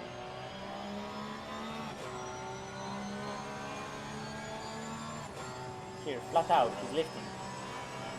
I even gave him my setup. Greco, what are you doing? You can just see that Porsche disappearing into this. He's here, he's also lifting. I can actually do that almost flat. The key here is that while I'm going over that hill, just think about what's happening with the car. That's gonna be, I don't know, a bit of coaching for everyone. Think what's going on with the car right here. We have a hill and we're going over the hill. So what's happening with the car? The front needs to go over the hill, and well, the car goes first up the hill and then down from the hill. So it has to like pivot around that hill, and usually what will happen, of course, the momentum will try to keep it going uphill, right? So and the momentum of the car and the inertia will just, the car will want to keep going up the hill. So you want to help the car pivot around that hill. So you go over the hill, and then immediately you're landing and you're safe. I don't know if that's the lap when I got it right.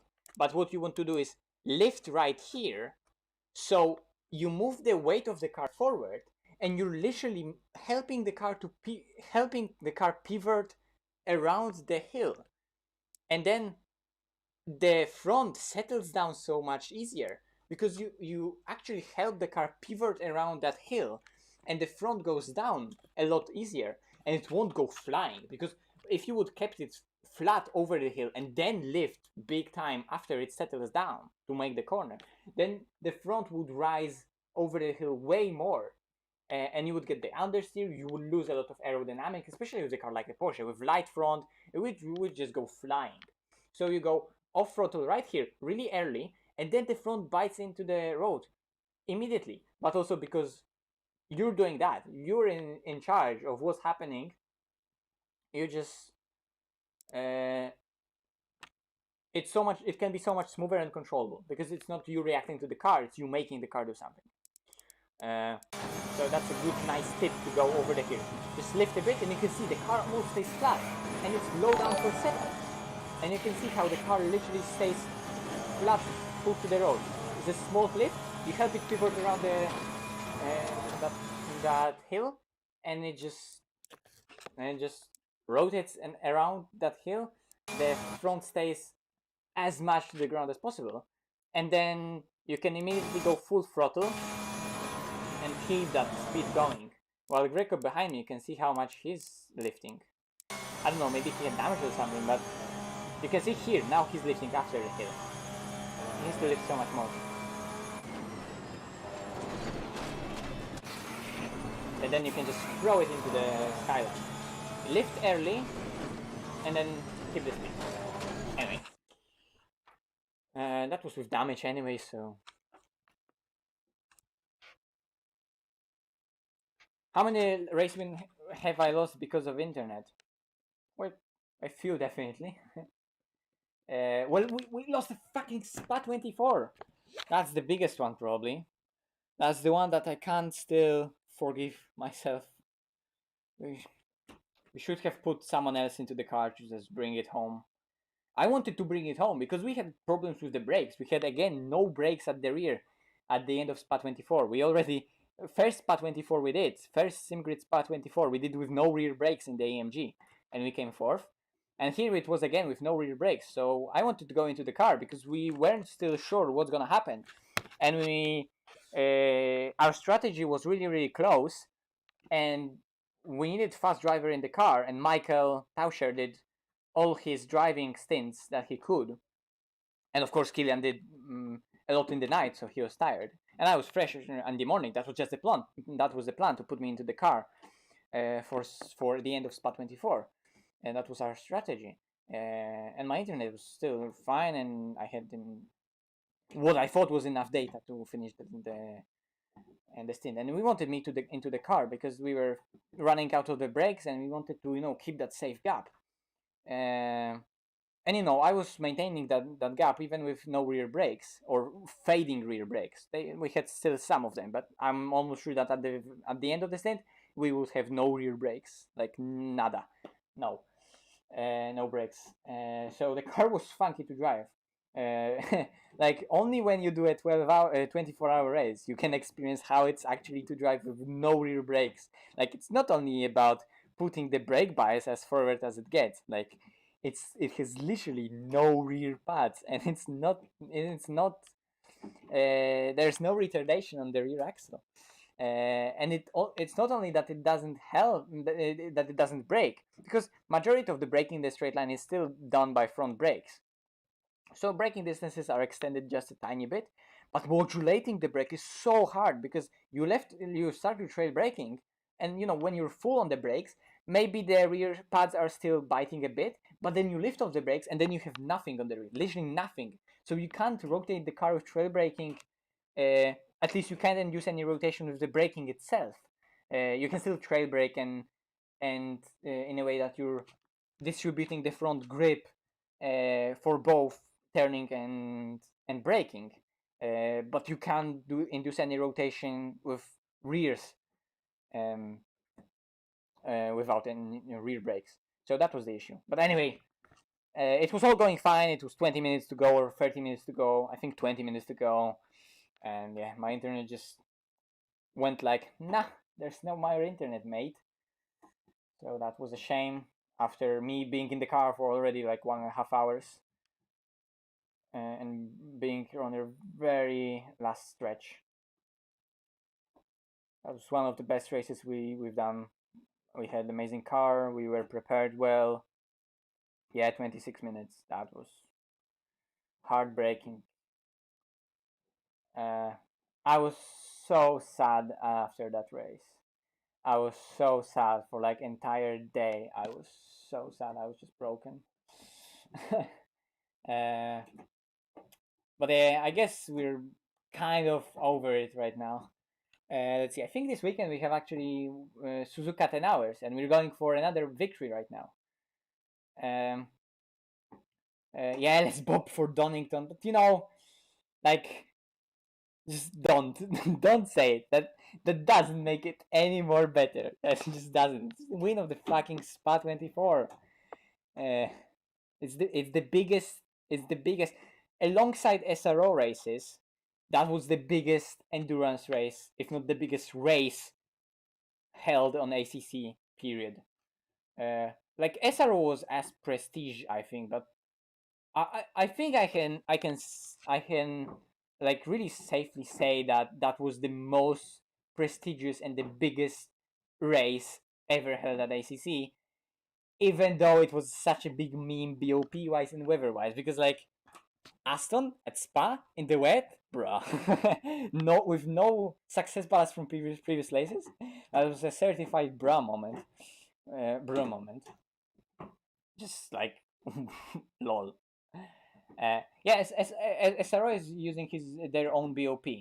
And of course, people will always complain when there is BOP, because if there is BOP, that means that it can be changed or it could be different, right? So, but I think on Monza, BOP was really nice, and everything was relatively what's the word? Equal. uh, on Paul Ricard, we had some Porsches that were really fast, even though the Paul Ricard in itself in game is so bad for the Porsche. But it was that they made a custom BOP in a way that they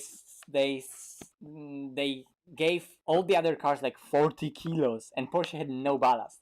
But also we had guys from VRS, Coanda, Simsport, and like those people are on top of the world in sim racing. We had Martin Kroenke, we have Joshua Rogers, we had multiple world champions from iRacing, like literally the fastest people on the planet. No joke, like no joke, fastest people on the planet. Like they're as talented, if not more talented than some people in Formula One. They're so good, and they just showed how good they are. And if you gave them the car that was even that slightly bit faster BOP wise, they just destroyed everyone. I think they lapped everyone. I think car that won Paul Ricard, they just destroyed everyone in recent Paul Ricard race. But I think by now everyone already saw.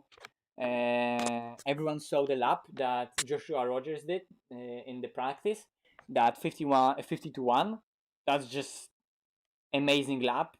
Really on the edge. They were just prepared so well. But yeah, BOP as it is in game itself, it's still not bad.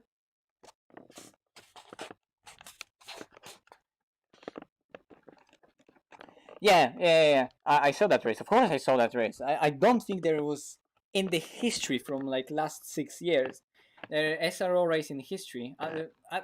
Not Asia, not America, but SRO race in Europe. I don't think there was SRO race in Europe, but I haven't watched. I'm a big fan of the series. That's also why I'm so into ACC. I was into it straight from the beginning. When they announced it, I was so hyped.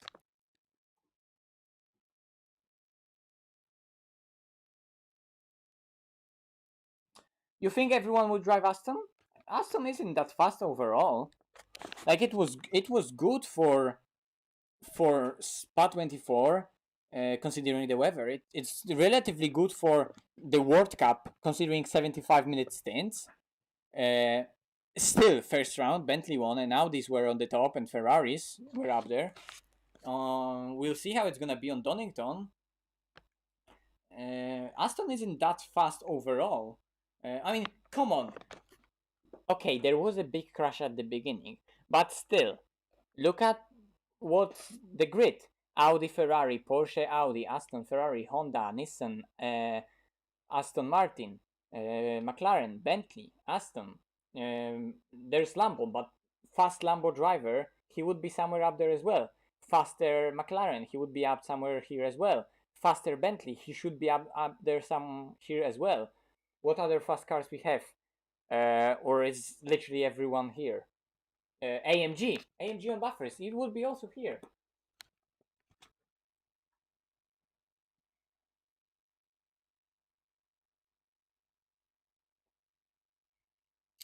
Yeah, it's just like, oh wait, yeah, I'm showing you the leaderboard by not showing you on the grid, not showing you the replay. So yeah, Audi, Ferrari, Porsche, Audi, Aston, Ferrari, Honda, Nissan, Aston, McLaren, Bentley, and we would have easily AMG somewhere up there, easily Lambo somewhere up there. So yeah.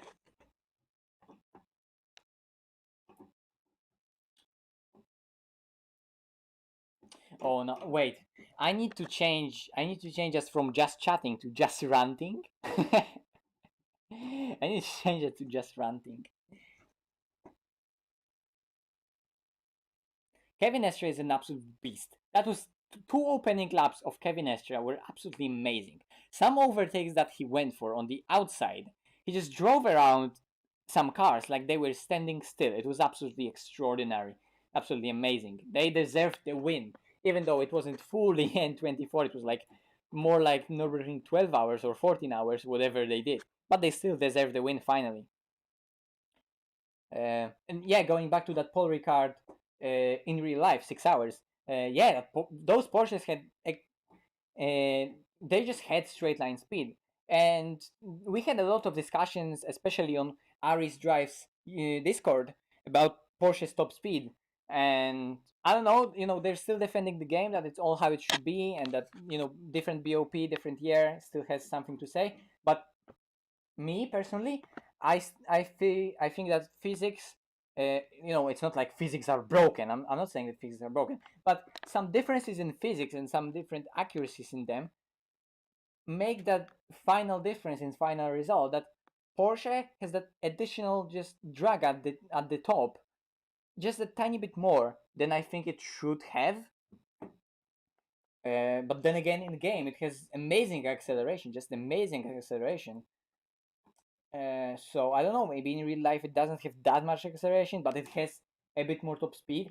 Maybe it is replicated well in game. It's just that setups that we're using are usually, I don't know, lower wing in real life, and we're using high wing. Maybe other cars compared to the Porsche are using higher wings, and in game people are using lower wings, and it just makes that difference. There are multiple factors that could be at play here. We don't really know.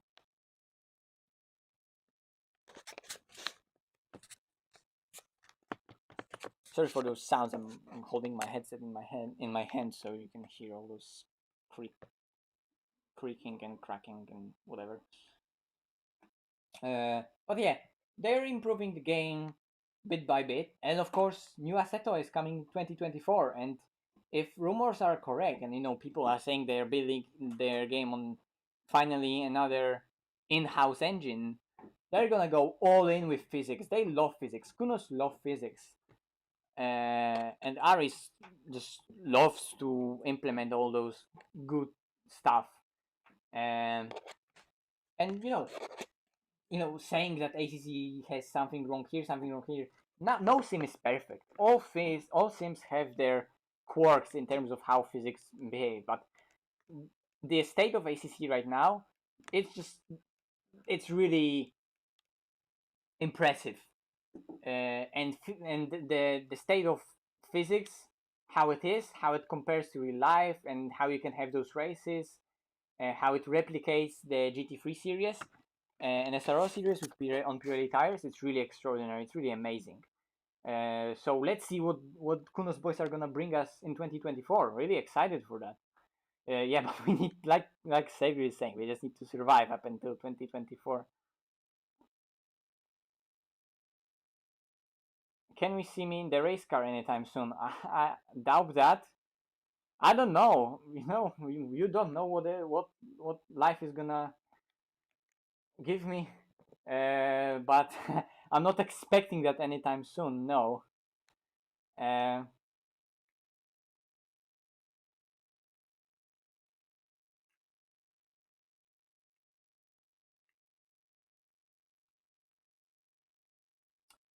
don't know, guys. It's quarter to 11 here, so I guess I'm gonna have to end the stream right here. Still 40 people watching. That's amazing. Thanks for still sticking and listening and having a chat. But yeah, race today, podium, decent result. Oh, do we want to have a rant about Fanatec? I was actually, yeah, yeah. I want to end the stream, and then I remember what I was doing today morning, and I'm like, oh, okay, let's have a rant. Yeah, maybe let's leave that rant for another day, because I wanted to buy some new wheels today. I wanted to order CSLDD, but at the end I decided against it, so I'm still gonna wait for the load sale to come out, and then I'm gonna buy everything. I'm gonna wait for them maybe to bundle the stuff somehow. But yeah, I think I'm upgrading to CSLD. So let's see. But yeah, it's just that today I was thinking about ordering one, but I didn't, because CS what is it called? Club Sport wheel version 2.5 got delayed a bit. Well, a bit. It got delayed by like fucking 4 months. So I was like, nah, I'm not gonna wait until January of 2024 and paying up front now. That's saying that ain't happening, especially that still load cell CSL load cell pedals aren't available. But they're coming soon. So I'm just gonna wait for everything to come out. I'm gonna see how the QR2 quick release system from Fanatec is gonna work. I'm gonna see, maybe they're gonna decide to release another maybe more budget friendly GT style rim rather than Formula rim. But yeah, I think I'm gonna upgrade. So CSLD 8 Newton meters stick into my Tortellini IKEA desk. That's what's gonna happen, but that's gonna probably take a year considering the shortages and the demand of for the Fanatec gear. But like that's to be expected. They're just on the run. They're on the run, and Fanatec is just doing great. They're sponsoring all those competitions. They're sponsoring their main official sponsor of all those SRO series. They're having great time, and they're releasing amazing lineup of products at amazing price points. They're pushing competitors so hard. So the competition in the market from other manufacturers is also, they need to respond. So they're pushing the market forward, and they're pushing the development of sim racing gear forward with what they're doing, and it's looking really, really promising. So you can't blame them for not being able to keep producing those wheels fast enough with the demand, and you can't just help that people will want more of those wheels, because at that price point it's just mad to release a wheel like that with such quality, with what it offers, just amazing value for money. And it's also a great time for everyone to upgrade, especially now with sim racing growing. But like I said, that's a rant for another stream, because I'm tired. I want to end it. Yeah, Thrustmaster is sweating now.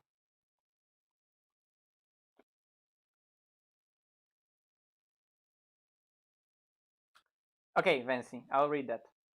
But yeah, thanks for everyone for being here. And yeah, I'm probably gonna stream. What's the next race? We're gonna have a race on Friday, RCI. Tomorrow I'll do some more studying for university, because there's no league race at Thursday for me. But I'm gonna see you on Friday probably, RCI League. I think we are at Spa, so it's gonna you're gonna see me driving a Porsche at Spa, which is probably also exciting. Make sure to pop in then. And I think this weekend we have Suzuka 10 hours, or maybe it's in 1 week time and it's only this weekend that we have Super Bowl for it. I don't know. I'm yet to see how it is. But also 10 hours of Suzuka with Sidemax is coming, so we're gonna do 10 hours of Suzuka with my boys, Michael Konjakchuglu, George Bufby, and Kieran Rayaminen. So we're gonna do Suzuka 10 hours, and we're going for a W. We're going for a W. But that's all coming soon. Cheers, guys. I also need to create a. On Friday, I'm driving Porsche. On Suzuka 10 hours, we're in the Audi. And that's the series that we won 24 hours of Kailami in. That's the same series. And that's RCI World Tour or something like that. But anyway, I was just saying, I also need to, I have that just chatting screen. I need to create stream ending or something like that. And there is stream starting.